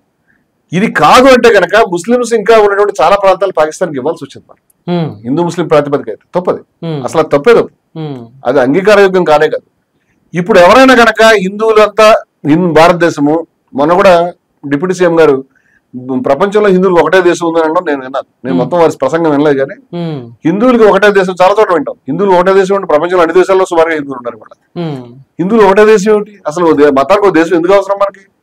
ఇప్పుడు ఇది హిందువులు ఇక్కడ మెజారిటీగా ఉండాలంటే అర్థం అవుతుంది, నేపాల్ లో కూడా మెజారిటీగా ఉంటే అర్థం అవుతుంది. అది కానీ ఈ దేశం హిందూ దేశం కాదు, హిందూ రాష్ట్రం కాదు. ఇది అర్థం చేసుకోవాలి ఈ విషయాన్ని. హిందువులకు ఒకటే దేశం ఉంది, ఒకటే దేశం ఉంది అని అనడం ద్వారా దీన్ని హిందూ రాష్ట్రంతో సమానం చేస్తారు. హిందూ రాష్ట్రం కాదు ఇది. మనకి హిందువుల దేశం మాత్రమే ఇది ఒకటి ఉండాలనుకుంటే 98% క్రిస్టియన్స్ ఉన్న నాగాలాండ్ మనతో ఎందుకు ఉండాలి? 90% ముస్లింస్ ఉన్న కాశ్మీర్ లోయ మనతో ఎందుకు ఉండాలి? కాశ్మీర్ లోయ గురించి కూడా కొన్ని మాటలు చెప్పుకోవాలి. కాశ్మీర్ లోయ ఫిజికల్ గా, భౌతికంగా అక్కడ ఉన్నటువంటి పాకిస్తాన్ దగ్గర కాశ్మీర్కి. ఎందుకు అంటే భౌతికంగా ఇది చాలా ఆశ్చర్యం. అంటే మన భారతదేశం నుంచి కాశ్మీర్ వెళ్ళాలంటే ఇవాళ పరిస్థితి వేరు. ఆ రోజు అసలు ఏడాదికి 3-4 నెలలు వెళ్ళలేము. 3-4 నెలలు రోడ్డు మీద కొన్ని మీటర్ల ఎత్తు మంచు పేరుకుంటాం. అసలు మీరు ఇంపాసిబుల్ దాన్ని తీయటం. కొన్నిసార్లు మాత్రం వెళ్ళాలి, కొన్నిసార్లు కేవలం హెలికాప్టర్ల మీద, విమానాల మీద తప్పితే దారే లేదు. వాళ్ళకి పాకిస్తాన్ వైపు వెళ్ళడానికి 365 రోజులు ఉంటుంది. ఈ మాటలు ఈయన రాశాడు షేక్ అబ్దుల్లా. మాకు అటు చూస్తే గనక మాకు వాళ్ళు చాలా దగ్గర, మేము ఎప్పుడు పడితే అప్పుడు వెళ్ళగలుగుతాం, ఎప్పుడు పడితే అప్పుడు రాగలుగుతాం. ఇక్కడికి రాలేం వాళ్ళని. మాకు మతం పరంగా వాళ్ళ దగ్గర. ఇక్కడ చూస్తే మతం పరంగా భారతదేశంలో ముస్లింలు మెజార్టీ కాదు. ముస్లింల పేరు మీద ఇక్కడ దేశం ఏర్పడుతుంది, మేము ఎక్కడ చేరాలి అని ఆయన ప్రశ్నించుకున్నాడు. ప్రశ్నించుకుని అటు చూస్తే సంకుచితత్వము, అటు చూస్తే గనక మతోన్మాదము ఉన్నాయి. ఇటువైపు చూస్తే నాకు 2 ఆశాజ్యోతులు మెలమెల మెరిసే 2 నక్షత్రాలు కనిపిస్తున్నాయని చెప్పాడు. నెహ్రూ గారు రాసిన ఉత్తరం అది 1950. ఆయన ఎందుకు జాయిన్ అయ్యాడు అనే దానికి చాలా ఇంపార్టెంట్ ఈ పాయింట్. మెలమెల మెరిసే 2 నక్షత్రాలు నాకు కనిపిస్తున్నాయి. ఏమిటా నక్షత్రాలు? ఒక నక్షత్రం మహాత్మా గాంధీ, 2వ నక్షత్రం మీరే అని చెప్పాడు నెహ్రూకి. వీటిని చూసి వచ్చాం మేము. అంచేత షేక్ అబ్దుల్లా తీసుకునేటువంటి నిర్ణయమే కాశ్మీర్ నిర్ణయం. ఎందుకు హరిసింగ్ సంతకం ఉంది కదా అని మనం అనుకుంటున్నాం. మరొకసారి ఇప్పుడు జూనాగఢ్ దగ్గరికి వెళ్దాం. జూనాగఢ్ సమస్య చెప్పే ముందు ఈ మాటలు చెప్దామని చెప్పాను నేను. జూనాగఢ్ మనం గనక పరిపాలకుడు పెట్టినటువంటి సంతకమే మనదైతే, దాని ప్రకారం గనక ఏ దేశం అటు వెళ్ళిపోవాలని చాలా మంది అనుకుంటున్నట్టుగా, ఇవాళ చాలా మంది మన దేశంలో అమాయకంగా నమ్ముతున్నట్టుగా, జిన్నా చెప్పుకుంటున్నట్టుగా, లేకపోతే బ్రిటిష్ వాళ్ళు చెప్పినట్టుగా కనుక ఉంటే, జూనాగఢ్ నవాబు గారు పాకిస్తాన్కి తన దేశాన్ని, తన సంస్థానాన్ని విలీనం చేస్తూ సంతకం పెట్టాడు. గుజరాత్ లో ఉన్న జూనాగఢ్. అవును, అది తీర ప్రాంతంలో ఉంది కాబట్టి దానికి యాక్సెస్ కూడా ఉన్నట్టే లెక్క. రెండవది ఏంటంటే, ఆ జూనాగఢ్ నవాబు గారి మంత్రి గారే ఇప్పుడు ఈ ప్రసిద్ధమైనటువంటి జుల్ఫికర్ అలీ భుట్టో బెనజీరు ఈ కుటుంబం ఉంది కదా, వాళ్ళ యొక్క తండ్రి ఆయన. ఆ మంత్రి ఈయన తండ్రి, ఆయన పేరు ఏదో కూడా ఉంది, షానవాజు ఏదో. అయితే ఈ పాలకుడు పెట్టిన సంతకాన్ని జిన్నా సంతోషంగా అంగీకరించి తీసేసుకున్నాడు. కానీ భారతదేశం అంగీకరించలేదు, జాతీయోద్యమం అంగీకరించలేదు. నేను అడుగుతున్నాను, హరిసింగ్ సంతకాన్ని బట్టి మనకు కాశ్మీర్ వచ్చేసేట్టు అయితే కనుక జూనాగఢ్ నవాబు గారి సంతకాన్ని బట్టి దాన్ని పాకిస్తాన్కి ఇచ్చేయాలి కదా. మనం ఇవ్వలేదు. ఎందుకు ఇవ్వలేదు? ప్రజాభీష్టమే ప్రధానమా అని చెప్పాం. మన పాలసీ అది. ప్రతి ఒక్కళ్ళు ప్రశ్న వేసుకోవాలి, మీకు ప్రజాభీష్టం ప్రధానమా, పాలకుడి యొక్క సంతకం ప్రధానమా? పాలకుడి యొక్క సంతకం ప్రధానం అని మీరు అనుకుంటే మీరు జిన్నా పార్టీలో ఉన్నట్లు లెక్క, లేదా సావర్కర్ పార్టీలో ఉన్నట్లు లెక్క. ప్రజాభీష్టం ప్రధానం అనుకుంటే కనుక మీరు గాంధీజీ, నెహ్రూ, పటేలు మొదలైనటువంటి ప్రజానాయకుల యొక్క, జాతీయోద్యమ నాయకుల యొక్క వైపు ఉన్నట్లు లెక్క. ఇది మన స్టాండ్, అది వాళ్ళ స్టాండ్. సో మనం ఎక్కడైనా ఇదే స్టాండ్ అమలుపరుస్తాం. అందుకని జూనాగఢ్ లో మనం ఏం చెప్పామంటే, నీ సంతకం చెల్లదు, ప్రజల యొక్క అభీష్టం తేలాలి అని మనం దాంట్లోకి సైన్యంతో ఎంటర్ అయినాం. అక్కడ ఒక ప్లెబిసైట్ నిర్వహించారు. ప్లెబిసైట్ ప్రజాభిప్రాయ సేకరణ నిర్వహించారు. ఇది 90-80 ఓట్లు వచ్చినాయి మొత్తం పాకిస్తాన్కి. అన్ని వేల ఓట్లు మనకే వచ్చినాయి. ఆ రకంగా మనం అఫీషియల్ గా జూనాగఢ్ విలీనం చేసుకున్నాము. అంతకుముందే నవాబు గారు పారిపోయాడు. మొత్తం ప్రాపర్టీలను, సామాన్లు, రాజులు ఏం చేస్తారు అదే కదా, వజ్రాలు, నగలన్నీ తీసుకుని పారిపోయాడు, పాకిస్తాన్ వెళ్ళిపోయాడు. సో అందుకని ఇది నవాబుల యొక్క పంత, రాజుల యొక్క పంత, పాలకుల యొక్క పంత అని వాళ్ళే డెసిషన్ మేకర్స్ అని అనుకుంటే ఇదొక విధానం. ప్రజల డెసిషన్ మేకర్స్ అంటే ఇదే విధానం. ఇప్పుడు జూనాగఢ్ లో అనుసరించినటువంటి విధానం ఏదైతే ఉన్నదో దీన్ని ఖచ్చితంగా కాశ్మీర్ లో కూడా జాతీయోద్యమం తూచా తప్పకుండా అదే సమయంలో సైమల్టేనియస్ గా అనుసరించింది. హరిసింగ్ సంతకం పెడితే చెల్లదు, మన జాతీయోద్యమం ఉపయోగాలు జిన్నాకి చెల్లుతుంది, మాకు చెల్లదు. మాకేంటంటే కాశ్మీరీ ప్రజల యొక్క అభీష్టం కావాలి. కాశ్మీరీ ప్రజల యొక్క అభీష్టం ఏమిటి? షేక్ అబ్దుల్లా నాయకత్వం నేషనల్ కాన్ఫరెన్స్, ఆ రోజు బలమైన శక్తి, అందరికి తెలిసే విషయం. ఆయన హరిసింగ్ జైల్లో పెట్టాడు షేక్ అబ్దుల్లాని. క్విట్ ఇండియా ఉద్యమం ఇక్కడ స్టార్ట్ అవుతుంటే 42లో దాన్ని ఇన్స్పిరేషన్ గా తీసుకుని క్విట్ కాశ్మీర్ అని అక్కడ ఉన్న పాలకులకు వ్యతిరేకంగా ఆయన మొదలు పెట్టాడు షేక్ అబ్దుల్లా. సో షేక్ అబ్దుల్లాని అరెస్ట్ చేశారు వాళ్ళు.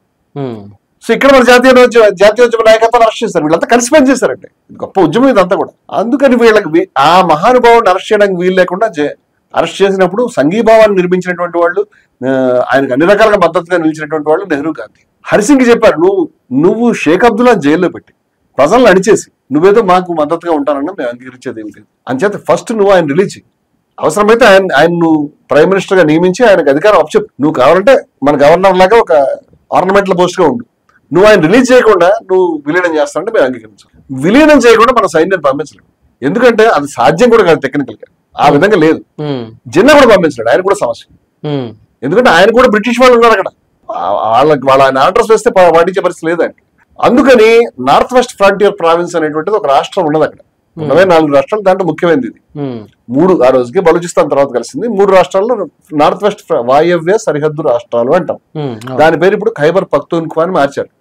అక్కడ 1946లో జరిగిన ఎన్నికల్లో జిన్నాను చిత్తుగా ఓడించి సమైక్యతని చాటి చెప్తూ గఫర్ ఖాన్ నాయకత్వంలో 98% ముస్లింస్ ఉన్న దగ్గర భారతదేశంలో మేము కలిసి ఉంటాం అని చెప్పే నినాదం తీసుకుని వాళ్ళు అక్కడ 46లో కూడా నెగ్గారు. వాళ్ళ అభీష్టానికి విరుద్ధంగా వాళ్ళ పాపం మన పాకిస్తాన్ లో ఉండిపోయారు వాళ్ళు. ఎందుకంటే వాళ్ళకి మనకి బార్డర్ లేదు, కామన్ బార్డర్ లేదు. అందువల్ల ఆయన ఇరుక్కుపోయాడు. అక్కడ ప్రభుత్వాన్ని జిన్నా అధికారంలోకి వచ్చిన తర్వాత 1947 ఆగస్టు 14-15 తర్వాత కరెక్ట్ గా వారం రోజులు తిరగకుండా ఒక సంతకం తోటి ఆ ప్రభుత్వం తొలగించి ఒక దుర్మార్గుడు ఖయూమ్ ఖాన్ అనేటువంటి వాడి వీళ్ళందరిని అరెస్ట్ చేయించి ఓ దుర్మార్గ ప్రభుత్వాన్ని ఏర్పాటు చేసి ఉమ్, గఫర్ ఖాన్ ఉంటే సాధ్యంగా ఉమ్, ఖయూమ్ ఖాన్ నేతృత్వంలో కొంతమంది గిరిజనులను పోగు చేసి ఒక 3-4 వేల మంది కొన్ని ట్రక్కులు రెడీ చేసి ఈ సైన్యం కాదు, సైన్యం అనేది ముసుగు పేరు మీద రహస్యంగా ఉన్నది పాకిస్తాన్ సైన్యం, ఉమ్, వాళ్ళని ఆయన కాశ్మీర్ వ్యాలీ మీద పంపించాడు. ఉమ్, కాశ్మీర్ వ్యాలీ మీదకి ఆయన పంపించడం వల్ల వాళ్ళు పరమ దారుణమైనటువంటి అకృత్యాలు, రేపులు చేశారు. హిందువులు చంపారు, ఆశ్చర్యపడి ముస్లింస్ కూడా చంపారు, ఉమ్, క్రైస్తవులు కూడా చంపారు. ఉమ్, అసలు వాళ్ళు చేసినటువంటిది ఆ బారాముల్లాలోను అనేక ప్రాంతాల్లో ఆ నన్స్ ని రేప్ చేయడం ఇవన్నీ కూడా ఇంటర్నేషనల్ కూడా రిపోర్ట్ అయింది. చాలా చెడ్డ పేరు వచ్చేసింది వాళ్ళకి. ఉమ్, చాలా కడగంట్ల పాలయ్యారు హిందువులు, వేల మంది చనిపోయారు కూడా. వాస్తవం కాదు, వాస్తవం. ఉమ్, ఆ రోజుల్లో ఆ షేక్ అబ్దుల్లా మీ హరిసింగ్ ఈ నిర్ణయాలు తీసుకోవడానికి తడబడతా ఉన్నాడు. భారతదేశంలో విలీన సంతకం పెట్టడానికి. ఉమ్, సంతకం పెట్టకుండా సైన్యం ఎట్లా పంపిస్తావు, నువ్వు పంపిస్తే ఆక్రమించామంటారు వాళ్ళు. ఉమ్, మనం కూడా జిన్నా మాదిరిగా రహస్యంగా ఏ గిరిజనులు పోయి మనకు ఆయన కల్చర్ బంధ లేదు కదా. అంచేది ఇది ఆమోదయోగ్యం కాదు. కేవలం నేషనల్ కాన్ఫరెన్స్ నేతృత్వంలో ఉన్నటువంటి కార్యకర్తలు మాత్రమే ప్రజలు కాపాడడానికి తిరుగుతున్నారు ఆ రోజులు. ఉమ్, అటువంటి పరిస్థితుల్లో హరిసింగ్ తప్పనిసరి పరిస్థితుల్లో పాకిస్తాన్ దాడికి వచ్చింది కాబట్టి ఏడ్చుకుంటూ సంతకం పెట్టడం, ఆ క్షణాన వెంటనే భారతదేశ సైన్యం వెళ్ళడం అనేది జరిగింది. ఉమ్, ఆ 2-3 రోజుల ఆలస్యం జరిగింది. దాంట్లో మనకి మన సైనికాధికారులు వాళ్ళు శ్రీనగర్ ఎయిర్పోర్ట్కి అప్పటికి వాళ్ళ ఫోర్సెస్ రాకపోబట్టి దాన్ని స్వాధీనం చేసుకోగలిగారు. ఉమ్, దాంట్లో చాలా మంది అమరులయ్యారు. మహానుభావులు 2 ఉన్నారు. వాళ్ళిద్దరి పేర్లు రాజేంద్ర కౌర్ ఒక ఆయన, ఇంకొక ఆయన రాజేంద్ర రాయ్ ఒక ఆయన. ఉమ్, వాళ్ళు ఒక సిక్కు ఒక హిందూ. ఆ తర్వాత 3వ మహానుభావుడు బ్రిగేడియర్ ఉస్మాన్ ముస్లిం. ఉమ్, ఆయనకు సర్వ సైన్యాధ్యక్ష పదవిని ఆఫర్ చేశారు. ఉమ్, పాకిస్తాను సర్వ సైన్యాధ్యక్ష పదవిని బ్రిగేడియర్ ఉస్మాన్ కి ఆఫర్ చేశాడు. ఉమ్, ముస్లిం ఈయన. ఉమ్, మీరు గుర్తుపెట్టుకోండి, ఎప్పుడైనా ఒక పోలీస్ కానిస్టేబుల్ కి ఎస్ఐ కావాలని కోరుకుంటుంది, అది పరమ లక్ష్యం. ఉమ్, ఎస్ఐ అయితే సిఐ కావాలని కోరుకుంటాడు. సైన్యంలో కూడా ప్రమోషన్స్ చాలా ఇంపార్టెంట్. సర్వ సైన్యాధ్యక్ష పదవి అంటే అసలు మీరు ఇమాజిన్ చేయలేరు. ఉమ్, ఈయన అటువంటి మనిషిని ఈ బ్రిగేడియర్ పొజిషన్ లో ఉన్నాడు. ఆయన నువ్వు వచ్చేసాయి నీకు సర్వ సైన్యాధ్యక్ష పదవి ఇస్తానంటే ఉమ్, నువ్వు దుర్మార్గుడు, నేను రానని చెప్పడమే కాకుండా ఉమ్, ఆయన అప్పటికి ఉత్తరప్రదేశ్ లో లీవ్ లో ఉన్నాడు. యుద్ధం వచ్చింది, నన్ను ఎందుకు పంపించట్లేదని వెళ్ళి తనంతా తాను వాలంటరీగా జాయిన్ అయ్యి చాలా స్ఫూర్తివంతంగా నౌషారా షేర్ అంటారు. ఉమ్, ఆ నౌషారాన్ని విముక్తి చేయడంలో హిందువుల్ని, ముస్లింల్ని, సిక్కుల్ని ఒకే తాటి మీద నడిపించి, అక్కడ వాళ్ళ సైన్యం ఎక్కువ, మన సైన్యం తక్కువ ఉంది. ఆయన మంచు మీద పడుకునేవాడు చక్క వైపు, ఉమ్, అందరినీ ఇన్స్పిరేషన్ తీసుకురావడానికి. ఉమ్, ఆయన అప్పటికే శాఖాహారి. ఆయన ప్రతి ఒక్కరికి మన మతం ఇంపార్టెంట్ కాదు, మనం అంతా కూడా లౌకికత్వంతో పనిచేస్తున్నాం, ఇది మన విధానం అని మోటివేట్ చేసి ఒకే తాటి మీద హిందువులు, ముస్లింలు, సిక్కులు నడిపించి వాళ్ళ అవతల మతోన్మాదులను ఎదుర్కొన్నాడు. వాళ్ళు ఆశ్చర్యపోయిందంటే ఈయన మన సర్వ సైన్యాధ్యక్షుడు అవ్వాలి కదా, ఉమ్, ఈయన ఇదేంటి అటుపక్కున్నాడు ఏమిటి అంచేత ఈయన గద్దార్, ద్రోహి. ఉమ్, ఈయన మీద ఆ రోజుల్లోనే చాలా వేల రూపాయల బహుమానం కూడా పెట్టారు ఉమ్, ఈయన చనిపోవాలి. ఉమ్, ఆయన చాలా శ్రమించి ఆ యుద్ధంలో నడిపించి నౌషారాన్ని విముక్తి చేసి ఇంకో చోట కూడా ప్రజలు నడిపించి చిట్ట చివరికి చనిపోయినాడు. ఉమ్, ఇలాంటి గొప్ప నాయకత్వం హిందువులు, సిక్కులు వీళ్ళంతా కలిపి చేసింది. ఉమ్, అదే విధంగా ఈ అబ్బాయి మక్బూల్ షర్వాని ఉమ్. ఇవాళ ఏ విధంగా అయితే మనం ఆదిల్ షా పేరు చెప్పుకున్నా అట్లా 19 ఎవరండి మక్బూల్ షర్వాని? 19 ఏళ్ల పిల్లవాడు. ఉమ్, 19 ఏళ్ల పిల్లవాడు. ఈ 19 ఏళ్ల పిల్లవాడు నేషనల్ కాన్ఫరెన్స్ కార్యకర్త. షేక్ అబ్దుల్లా ఉద్యమంలో ప్రధానమైనటువంటి వ్యక్తి. ఉమ్, షేక్ అబ్దుల్లా కొంతకాలం జైల్లోను, కొంతకాలం ఢిల్లీలో నెహ్రూతో మాట్లాడడానికి తిరుగుతున్నాడు బాబు. ఫీల్డ్ లో ఇలాంటి కార్యకర్తలు, ఇదొక సింబల్ అనమాట. ఈ మహానుభావుడు అక్కడ పాకిస్తాన్ సైన్యం వచ్చేసి ఆక్రమించేసింది. ఉమ్, ప్రజల యొక్క మొరేలు పోకుండా అందరికి కూడా చెప్తున్నాడు, మీరు భయపడకండి, భారతదేశ సైన్యం వస్తుంది అని. వాళ్ళకి అందరికీ కూడా వాళ్ళ యొక్క మొరేలు దెబ్బతినకుండా, స్థైర్యం దెబ్బతినకుండా వాళ్ళకి నూరిపోస్తున్నాడు. మరొక పక్క పాకిస్తాన్ సైన్యానికి తప్పుడు సమాచారం చెప్తూ అటువైపు ఇటువైపు అని చెప్తూ వాళ్ళని రాంగ్ రూట్ లో పట్టిస్తున్నాడు. చిట్ట చివరికి వాళ్ళు కనిపెట్టారు ఉమ్, అసలు ప్రాబ్లం వీడు ఈ భారతదేశం అయిపోయారు. ఉమ్, వీడి గుట్టుమట్లని అర్థమైన తర్వాత ఈ అబ్బాయిని పట్టుకుని భయంకరంగా టార్చర్ చేశారు. ఉమ్, టార్చర్ చేయడమే కాకుండా ఒక చోట అతను నిలబెట్టి ఒక చర్చి దగ్గర అతను చిన్న టీ కొట్టుంది పాపం, టార్చర్ పెట్టి చిట్ట చివరికి అతను సెలవేశారు. ఉమ్, ఇలా పెట్టి మేకులు కొట్టారు. ఉమ్, మేకులు కొట్టి పైకి ఎక్కించారు. 3 రోజులు టార్చర్ చేసి పిల్లోడిని పైకి ఎక్కించి గన్స్ కింద పెట్టి పాకిస్తాన్ జిందాబాద్ అని చెప్పారు. ఎందుకంటే ఇతని ఇన్ఫ్లుయెన్స్ ఆ ప్రాంతంలో ఉంది. ఇతను చెప్తే మిగతా ముస్లింస్ కూడా వింటారండి. ముస్లింస్ వ్యతిరేకం పాకిస్తాన్ కి. హిందూ ముస్లిం ఐక్యత వర్ధిల్లాలని చెప్పి, హిందూ ముస్లిం ఐక్యత వర్ధిల్లాలంటే వాళ్ళు ఆవేశంగా తట్టుకోలేక షూట్ చేశారు. 14 బుల్లెట్లు ఉన్నాయి ఇతని బాడీలో. 3 రోజులు బాడీ అలా ఉండిపోయింది.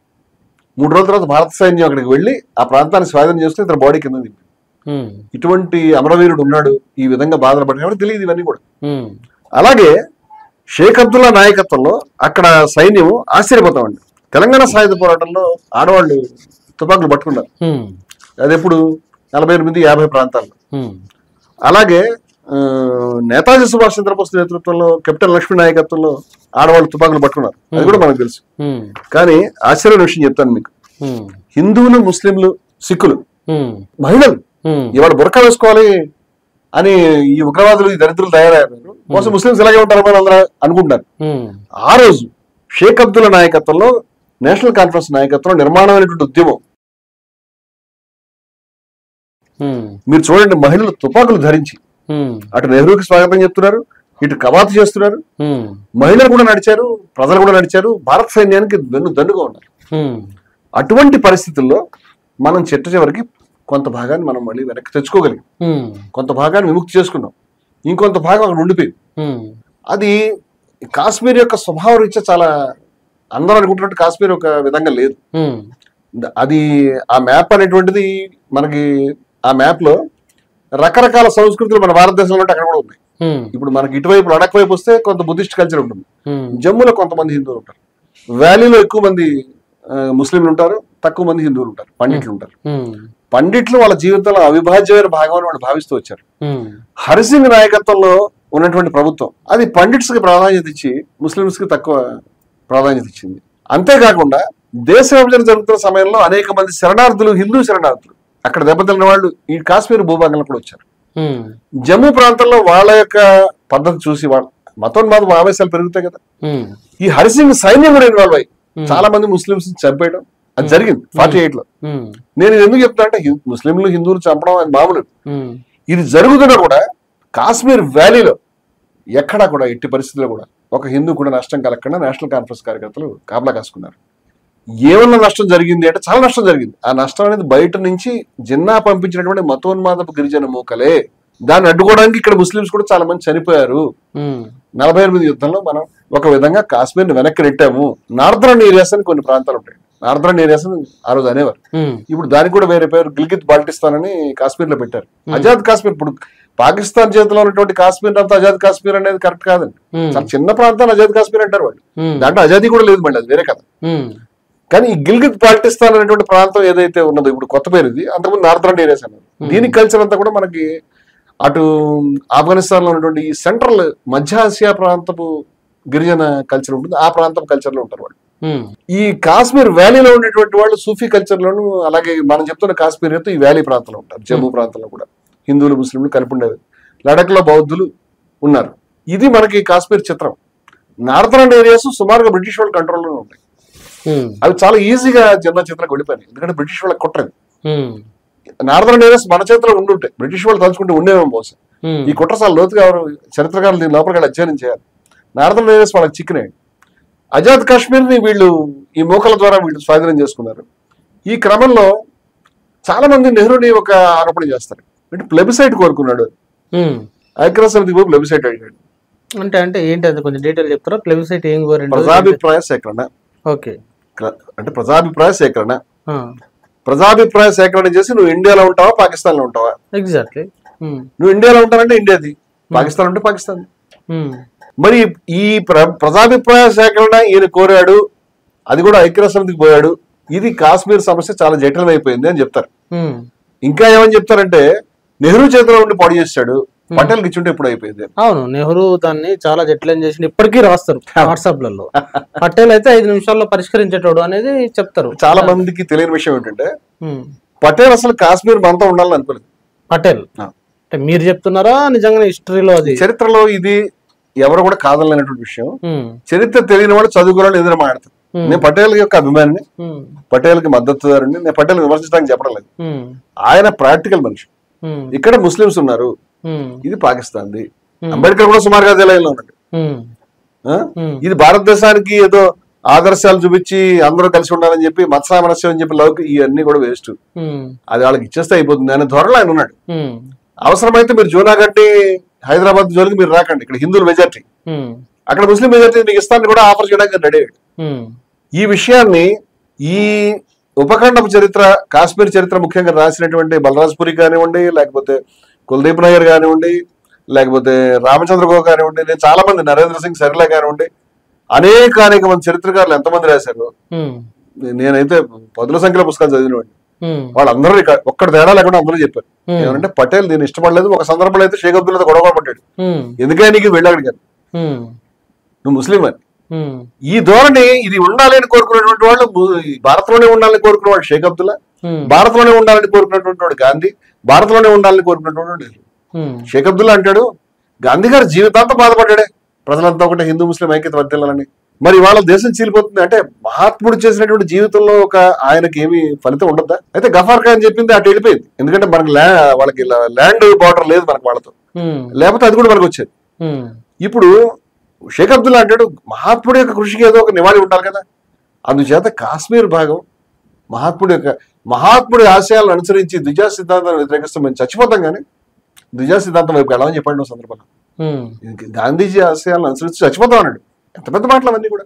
అవే సిద్ధాంతం లోతు తెలిసి మాట్లాడే మనిషి పిచ్చోడేం కాదు ఆయన. ఇక్కడ చాలా మంది ఏమిటంటే నెహ్రూ ఒక ఆదర్శం. నెహ్రూ దగ్గర చాలా ఫ్లాస్ ఉన్నాయి, బలహీనతలు సమస్యలు ఉన్నాయి ఆయన వ్యక్తిత్వంలో, కానీ ఆ సమున్నతమైనటువంటి ఆదర్శమైనటువంటి వ్యక్తులు. నెహ్రూకి సంబంధించి ఈ మధ్యకాలంలో సోషల్ మీడియాలో సిగార్లు పట్టుకొని అమ్మాయిలతో డాన్స్ అవి చూపిస్తున్నారు. వాస్తవంగా మీరు సమున్నతుడు చాలా అంశాలు మాట్లాడుతున్నారు, ఎట్లా ఎట్లా ఎట్లా చెప్పండి కొద్దిగా. నెహ్రూ డార్లింగ్ ఆఫ్ మిలియన్స్ అండి, మహానాయకుడు, యువతరాన్ని ఉర్రూతులోపు నాయకుడు, ఆయన చిన్నోడు కాదు, పాలసీస్ ఉన్నటువంటి మనిషి. ఆ పాలసీస్ ఇవాళ కొన్ని పనికిరాకపోవచ్చు మనకి, భారతదేశానికి కాదు ప్రపంచంలోనే గ్రేటెస్ట్ లీడర్ ఆయన, చిన్నోడేం కాదు. ప్రపంచంలో అనేక దేశాలని కూడగట్టి అటువైపు అమెరికా ఇటువైపు రష్యా ఉండగా అన్ని ఉద్యమం నిర్మించాడు, ఆయన చిన్నోడు కాదు ఆయన. అటువంటి నెహ్రూ ఆయన సిగార్లు కాల్చేటువంటి మనిషి కింద, లేకపోతే ఆవిడ మౌంట్ బాటన్ యొక్క భార్యతో ఫ్రెండ్షిప్ చేసి ఏదో సందర్భంలో ఫోటో తీసుకుంటే, ఇప్పుడు ఏంటంటే ఈ ఫొటోస్ అనేది వాళ్ళకేం జీవితాల్లో అంత రహస్యాలు పెట్టిన వాళ్ళు కాదు. ఈ ఫోటోల్ని మిస్యూజ్ చేసుకుంటూ రకరకాల వ్యాఖ్యానాలు చేస్తారు. సుభాష్ చంద్రబోస్ కూడా సిగరెట్లు తాగాడు, ఆయన ఫోటోలు అలాగే ఎవరు చూపించరు. నెహ్రూ జంజం వేసుకుంటే ఫోటోలు నేను ఇస్తా కాబట్టి ఆయన ఎక్కడ హిందూ కింద ఆయన చూపించదు, హిందూ మతానికి వ్యతిరేకంగాను లేకపోతే పాశ్చాత్య ప్రభావంలో ఉన్న వ్యక్తిని చూపించదలుచుకున్నారు కాబట్టి ఆ ఫోటోలు ఎవరు పెట్టరు. నెహ్రూకి అన్ని రకాల ఫోటోస్ ఉన్నాయి. మరి నేను అనేది నెహ్రూ అట్లా అర్థం చేసుకోవడం కరెక్ట్ కాదు. నెహ్రూ కొన్ని విలువలకి కొన్ని పద్ధతులకి ఖచ్చితంగా కట్టుబడినటువంటి వ్యక్తి. అంచేత ఆయన విధానం ఖచ్చితంగా ఇందాక నేను చెప్పినట్టు ప్రజల యొక్క అభీష్టం ప్రకారమే ఆ రాష్ట్రం యొక్క ఆ ప్రాంతం యొక్క భవిష్యత్తు నిర్ణయం కావాలి తప్పితే ఒక పాలకుడు సంతకం వల్ల కావడానికి వీలలేదు. దాని గురించి ఎంత దూరం ఆయన వెళ్ళగలుగుతాడు ఆ విషయం. అందుకని ఆయన ఈ యుద్ధం జరుగుతున్నటువంటి క్రమంలో ఇంకో విషయం ఏంటంటే చాలా ఒత్తిళ్లు ఉన్నాయి ఆయన మీద. సైన్యం కంప్లీట్ గా కంట్రోల్లో ఉందనేది కరెక్ట్ కాదు, కొంతే ఉంది. అలాగే అటు కూడా అదే సమస్య ఉన్నదని చెప్తాను కదా అటు, అందుకే ఆయన అడ్డదారులు పోయాడు. ఈయన సంతకం పెట్టిన తర్వాత కూడా మౌంట్ బాటన్ కూడా మనసులో కొంత పాటు వాళ్ళ చేతిలో ఉండాలని కోరుకుంటాడు పాకిస్తాన్. అది బయటికి తెలియదు, అది లోతుకి వెళ్తే కానీ తెలియదు. ఎక్కడో అక్కడ నెహ్రూ క్యాబినెట్ డెసిషన్ తీసుకుని దాన్ని ఐక్యరాజ్య సమితిలో ఇచ్చిన మాట నిజం. అక్కడ గోపాలస్వామి అయ్యంగారు అని అనుకుంటా, పేరు మర్చిపోయాను నేను, అది రాంగ్ సెక్షన్ లో పెట్టారు. అంటే ఎవరు ఆక్రమిస్తే దాన్ని మీరు తీసి ఈ తగాదా తీర్చండి అని కాకుండా 2 దేశాల నుంచి తగాదా పెట్టారు. అదొక ఫ్లా. అదంటే నెహ్రూ చేతిలో యంత్రాంగం అప్పుడే వచ్చింది చేతికి. అంటే బీయింగ్ అన్ అడ్మినిస్ట్రేటర్ మీకు అసలు ఏది చేతులు లేదు కదా, వ్యవస్థల నిర్మాణం జరుగుతుంది అప్పుడు. అంచేత కొన్ని పొరపాట్లు ఐక్యరాజ్య స్థాయిలో జరిగినాయి. కానీ నేను ఒక ప్రశ్న అడుగుతాను, ప్లెబిసైట్ అంటే ప్రజాభిప్రాయ సేకరణ. ఏమని, నువ్వు భారతదేశంలో ఉంటావా పాకిస్తాన్ లో వెళ్తావా, ఇది ప్రజాభిప్రాయ సేకరణ. ప్లెబిసైట్ అనేది నెహ్రూ అడిగాడు, ఇది తప్పు, అడగాల్సింది కాదు అని చాలా మంది. హరిసింగ్ సంతకం పెడితే అయిపోయింది, హరిసింగ్ సంతకం పెడితే నీకైంది, హరిసంతకం నెహ్రూ కాలే. హరిసింగ్ సంతకం పెడితే మీకు అయిపోయింది కానీ నెహ్రూ కాలే. మరి నెహ్రూ హరిసింగ్ సంతకం పెడితే అయిపోతే భోపాల్ నవాబ్ అక్కడ జూనాగఢ్ నవాబ్ సంతకం పెడితే కూడా అయిపోవాలిగా, అది మీరు అయిందని ఒప్పుకోవట్లేగా. అంటే సంతకం పెట్టిన వాడు హిందూ అయితే ఒక రూల్, సంతకం పెట్టిన ముస్లిం అయితే నవాబ్ అయితే ఒక రూల్, రాజు అయితే హిందూ రాజు అయితే ఒక రూల్, అది పనికిరాదు. ఎక్కడైనా ఒకటే పాలసీ. జూనాగఢ్ లో ఏం పాలసీ అనుసరించాం, ప్లెబిసైట్ ప్రజాభిప్రాయ సేకరణ, నవాబ్ యొక్క సంతకం పనికిరాదు, తీసేయి. అలాగే ఇక్కడ కూడా సంతకం ఓకే, కానీ సంతకం పరిపూర్ణం కాదు, ప్రజలకు అభిష్టం కావాలి. అంచేత ప్లెబిసైట్ జరపండి అని ఆయన అడిగిన మాట వాస్తవం. చాలా మంది నెహ్రూ మీద విమర్శ పడతారు కానీ అసలు ప్లెబిసైట్ ఎందుకు జరగలేదు నెహ్రూ అడిగాడుగా. మీరు చెప్తున్నట్టు అది ముస్లింస్ కి పాకిస్తాన్ కి అనుకూలమైన పాలసీగా మీ అభిప్రాయం ప్రకారం సొంత తప్పది, అది మీ పాలసీ కదా. మరి అట్లాంటప్పుడు ప్లెబిసైట్ జరిగిపోయి నెహ్రూ ఒప్పుకున్నాడు కదా, అది పాకిస్తాన్ వెళ్ళిపోవాలిగా. ప్లెబిసైట్ ఎందుకు జరగలేదు అక్కడ, ఎందుకు జరగలేదు అంటే జిన్నా అడ్డు వచ్చాడు. అంటే ప్లెబిసైట్ జరగకుండా జిన్నా అడ్డు వచ్చిందా? ప్లెబిసైట్ వద్దని చెప్పాడు ఆయన. ఎందుకు అట్లా? ఎందుకంటే ఖచ్చితంగా ప్లెబిసైట్ అంటూ జరిగితే ముస్లింల మెజారిటీగా ఉన్నప్పటికీ 90% వ్యాలీలో ముస్లింస్ అయినప్పటికీ 98% అనుకుంటా ముస్లింస్ ఉన్నప్పటికీ అక్కడ కనుక ప్లెబిసైట్ పెడితే పాకిస్తాన్ చిత్తుగా ఓడిపోతుంది, భారతదేశం నెగ్గుతుంది తెలుసా. ప్రజాభిప్రాయ సేకరణ చేస్తే భారతదేశం వైపు నిలబడే వల్ల ఇవాళ మనకు ఆ ధైర్యం లేదు కాశ్మీరీస్ మీద. ఇవాళ ప్లెబిసైట్ అంటే మనకు గడగలాడిపోతుంది. కానీ నెహ్రూకి ఉన్నటువంటి ధైర్యం, షేక్ అబ్దుల్లాకు ఉన్నటువంటి ధైర్యం అది ప్రజా ఉద్యమం నుంచి, ప్రజల యొక్క స్ఫూర్తి నుంచి, ప్రజల యొక్క చైతన్యం నుంచి వచ్చింది. They have guts. వాళ్ళ ప్రజల పల్స్ తెలుసు. ప్రజలు వాళ్ళు మొబిలైజ్ చేశారు. వాళ్ళు వేల లక్షల మంది ప్రజలతో మాట్లాడుతున్నారు, ర్యాలీ చేస్తున్నారు, త్యాగాలు చేస్తున్నారు. అంచేత ప్రజల్ని పాకిస్తాన్ కి వ్యతిరేకంగా 2 నిమిషాల్లో ఇది హిందూ మెజారిటీ కాదు, ఇంపార్టెంట్ కాదు వాళ్ళకి. హిందూ మెజారిటీ ఉన్నప్పటికీ చక్కటి లౌకికత్వం, చక్కటి కాశ్మీరియతకు అనుకూలమైనటువంటి మత సామరస్యం, ఇవన్నీ విధానాలతో నిర్మాణం అవుతున్న దేశం కాబట్టి ఖచ్చితంగా భారతదేశంతో వాళ్ళు నెగ్గగలుగుతారు. జిన్నా అన్నాడు ప్లెబిసైట్ పనికిరాదు, మాకు ఇచ్చేయాలి. ఒకవేళ మీరు ప్లెబిసైట్ పెడతారంటే ఇదిగో ఈ షేక్ అబ్దుల్లాని తప్పించండి అక్కడి నుంచి. షేక్ అబ్దుల్లా అంటే నేను వీడికి తెలిసే విషయం. ఎక్కడ వాళ్ళు షేక్ అబ్దుల్లాని తప్పిస్తావు నువ్వు? జిన్నా అడ్డుపెట్టడం వల్ల ప్లెబిసైట్ జరగలేదు. ఒకసారి కాదు, 3 times, నాట్ వన్స్. నెహ్రూ తన జీవితంలో 3 సార్లు ఆఫర్ చేశాడు, 2 సార్లు నెహ్రూ ఆఫర్ చేశాడు. అసలు అందరికంటే ముందు మౌంట్ బాటన్ ఆఫర్ చేశాడు. చరిత్రలో పెద్దగా రికార్డ్ కాలేదు ఆ విషయం. మొట్టమొదటి నెహ్రూ మౌంట్ బాటన్ చెప్పాడు, అది అక్కడ పోయింది. తర్వాత నెహ్రూ పోయి చెప్పాడు. దానికి ఏమిటంటే నార్థరన్ ఏరియాస్ ని, లేకపోతే ఈ పాక్ ఆక్యుపైడ్ కాశ్మీర్ లో ఉన్నటువంటి సైన్యాన్ని కంప్లీట్ గా వెనక్కి పాకిస్తాన్ వెనక్కి జరగాలి. భారతదేశం కొంత సైన్యాన్ని ఉంచుకోవచ్చు, భారతదేశం మొత్తం జరగక్కర్లే, ప్లెబిసైట్ జరుగుతుంది. ఈ షరతుకి జిన్నా సిద్ధపడలేదు, అంగీకరించలేదు. అందువల్ల ప్లెబిసైట్ జరగలేదు. ఎందుకంటే జిన్నా మొత్తం అంతా తనకే కావాలి, కబళించేద్దామని అనుకుంటున్నాడు. అయినప్పటికీ నేను ఓడిపోతానని స్పష్టంగా తెలుసు. ఇది కాశ్మీరీ ప్రజలకి ఆ రోజు భారతదేశం పట్ల ఉన్నటువంటి నిబద్ధత. అటువంటి నిబద్ధతను సృష్టించడంలో నేషనల్ కాన్ఫరెన్స్, షేక్ అబ్దుల్లా, అలాగే జవహర్లాల్ నెహ్రూ మార్గ నిర్దేశకత్వం, ఈవెన్ గాంధీ కూడా. గాంధీ గారిని అంతా అహింస అంటారు కదా. ఆయన 1948 కాశ్మీర్ యుద్ధంలో చెప్పాడండి, సైనికుల్ని ఉత్తేజితుల్ని చేస్తూ చెప్పాడు, సైనికుడు అనేటువంటి వాడు ఖచ్చితంగా యుద్ధంలోకి వెళ్లి శత్రువుని తరిమి కొట్టాల్సిందని చెప్పాడు. చాలా మంది తెలియదు ఈ రహస్యం. అంటే ఆయన అహింస గురించి మనం వేరే సెషన్ లో మాట్లాడుకుందాం, కానీ ఆయన ఏ సందర్భంలో కూడా ఇలాగా వదిలిపెట్టి పారిపోమని చెప్పినటువంటి మనిషి కాదు. సో నెహ్రూ, గాంధీ, షేక్ అబ్దుల్లా ఒకటే లైన్ ఉన్నారు. సో ప్లెబిసైట్ ఈ కారణం వల్ల జరగలేదు.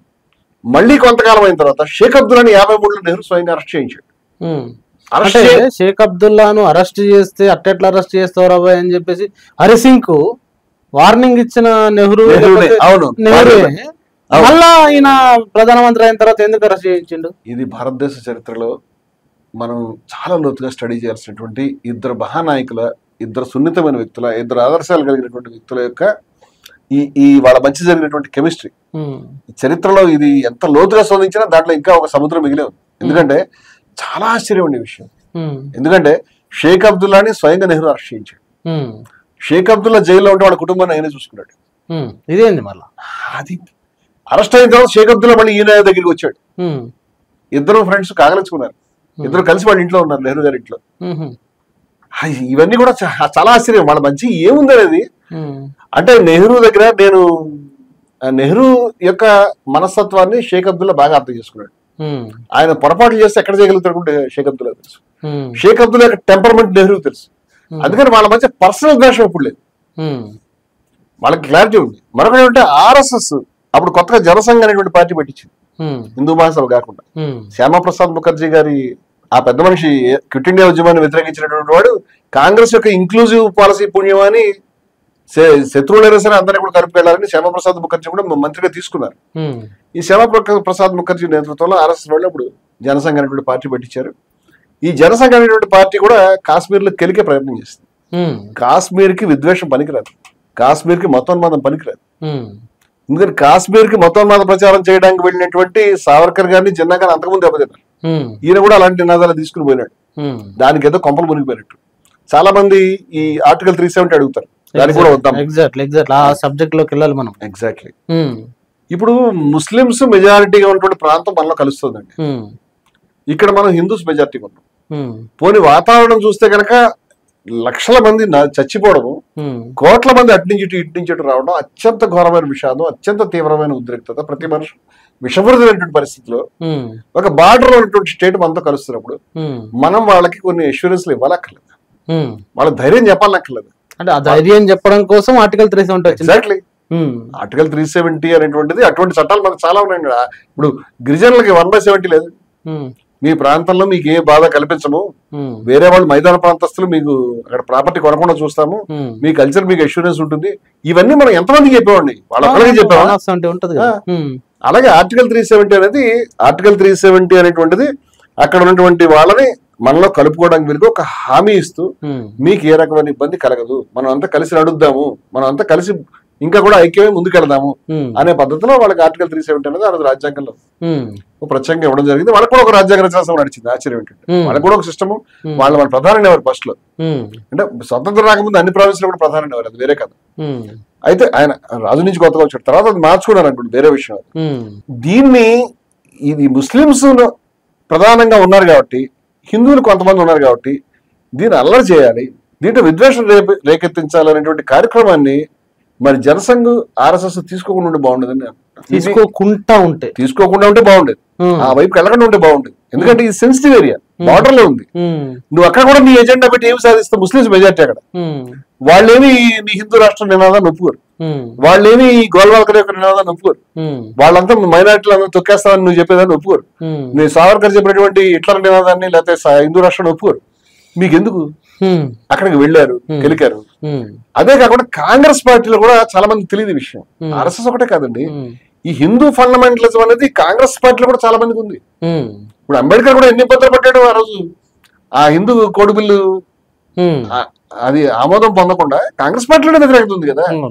ఈ ఛాందస్ వాదులు అన్ని చోట్ల ఉన్నారు. వీళ్ళందరినీ నెహ్రూ బ్యాలెన్స్ చేసుకోవాలి. ఈ క్రమంలో ఈ RSS దూకుడుగా శ్యామాప్రసాద్ ముఖర్జీ అక్కడ టూర్ చేయడం, అక్కడ ఆయన చనిపోయాడు గుండెపోటు వచ్చి. ఆయన్ని జైల్లో తీసుకెళ్ళి అట్లా గెస్ట్ హౌస్ లో పెట్టి బాగానే చూసుకున్నారు. సరే ఆయన చనిపోయాడు, సరే దాని ఏదో వివాదం అంటారు మళ్ళీ. శ్యామాప్రసాద్ ముఖర్జీ చనిపోయాడు. సో ఇప్పుడు ఇది 53లో ఈ ఉద్రిక్త సన్నివేశాలు అన్ని కలిపి మరొక పక్క కాశ్మీరుల యొక్క ఆకాంక్షలు ఇవన్నీ కూడా ఎట్లాగా. రెండో విషయం ఏంటంటే ఆయన ఎంత, మనం ఇంకొక పాయింట్ కూడా షేక్ అబ్దుల్లా చెప్పుకోవాలి. భారతదేశంలో మొట్టమొదట భూ సంస్కరణలు అమలుపరిచినటువంటి మొదటి రాష్ట్రం కాశ్మీర్. చాలా గొప్ప విషయం. కాశ్మీర్ యొక్క నిదర్శనం అంతకుముందు చాలా కాలం క్రితం ముస్లిం పాలకులే అక్కడ ఏది హరిసింగ్ ముందే గోవధం నిషేధించారు. అంటే వాళ్ళ కల్చర్ లో పాటు అది మొట్టమొదట 100% అది భూ సంస్కరణ నినాదం తీసుకుని భూ సంస్కరణల దాన్ని తీసుకొచ్చాడు ఆయన. వాళ్ళ జెండా కూడా ఎర్రగా ఉంటుంది. మీరు కమ్యూనిస్ట్ అని కూడా ఎవరు అడిగారు. ఆయన కమ్యూనిస్ట్ ఏమి కాదు, కమ్యూనిస్ట్ నినాదం కాదు అది. ఆయన ఒక ప్రోగ్రెసివ్ గా ఆయన పనిచేశాడు. ఇది భారతదేశంలో ఉన్న మిగతా పార్టీలకి వాళ్ళకి, సరే కమ్యూనిస్టులకు ఒక ఎజెండా ఉంది, తెలంగాణ సాయుధ పోరాటం, అది ఓకే. మిగతా వాళ్ళు ఇమ్మీడియట్ గా అమలుపరచాలనేటువంటి అభిప్రాయంలో అప్పుడైతే లేరు. ఈ దూకుడు అనేది ఆయన నేచర్ అర్థం చేసుకోవడానికి, ఆయన పద్ధతి అర్థం చేసుకోవడానికి మనకు పనికొస్తుంది. ఇది మనం సాధించుకోవడం కాశ్మీర్ లో పాకిస్తాన్ లో ఉంటే సాధించబడదు చెప్పాడు విషయం. భూ సంస్కరణలు ఇచ్చి చెప్పాడు. ఎందుకంటే ఆ పాకిస్తాన్ పాలకుల యొక్క మనస్తత్వం భూస్వాములు అనుకూలమైనది. ఆయన ఇప్పుడు కూడా భూస్వాములు ఇక్కడ ప్రధానం, ఇప్పటికి కూడా భూస్వాముల ప్రధాన పాకిస్తాన్ ఈ రోజుకి కూడా. సింధులో భూస్వాములు చెప్పింది నడుస్తుంది. పెద్ద పెద్ద భూస్వామ్య కుటుంబాలు, జాగీర్దారి కుటుంబాలు పరిపాలిస్తాయి ఇక్కడ. అన్నిటికంటే ఎక్కువ సైన్యం పరిపాలిస్తుంది, అది వేరే కదా, మనకు అది వేరే మాట్లాడుకోవాలి.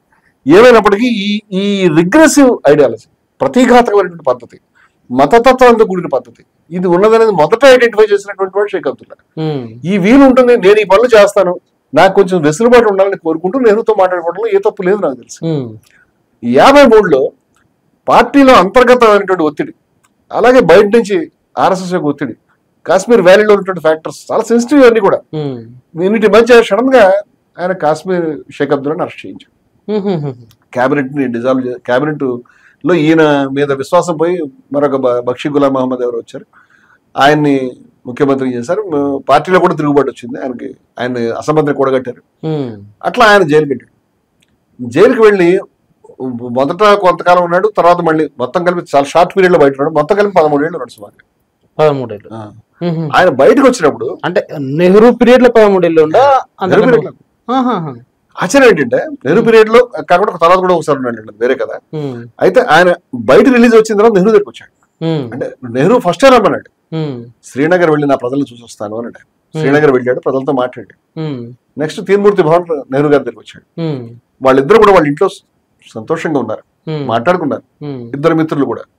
నెహ్రూ అన్నాడు, జరిగింది ఏదో మర్చిపోదాం, దీన్ని దారిలో పెట్టాలి మనం. ఇప్పటికే చాలా దూరం వెళ్ళిపోయాం. ఉమ్, ఇప్పుడు ఈ కాశ్మీర్ పరిస్థితి ఈ విధంగా ఉన్నది. దీన్ని మనం ఒక దారిలో పెట్టాలి. నువ్వు వెళ్ళి మాట్లాడు. ఉమ్, ఎక్కడికి? పాకిస్తాన్ అండి. ఉమ్, తన జైల్లో పెట్టిన మనిషిని తను పాకిస్తాన్ పంపిస్తున్నాడు. ఉమ్. నువ్వు పాకిస్తాన్ వెళ్ళు, వాళ్ళతో మాట్లాడు. అయూబ్ ఖాన్ వచ్చి నాతో మాట్లాడమని చెప్పి. ఎందుకు అంటే నెహ్రూ ఈయనను ఎందుకు పాకిస్తాన్ పంపించాలనుకుంటున్నాడు?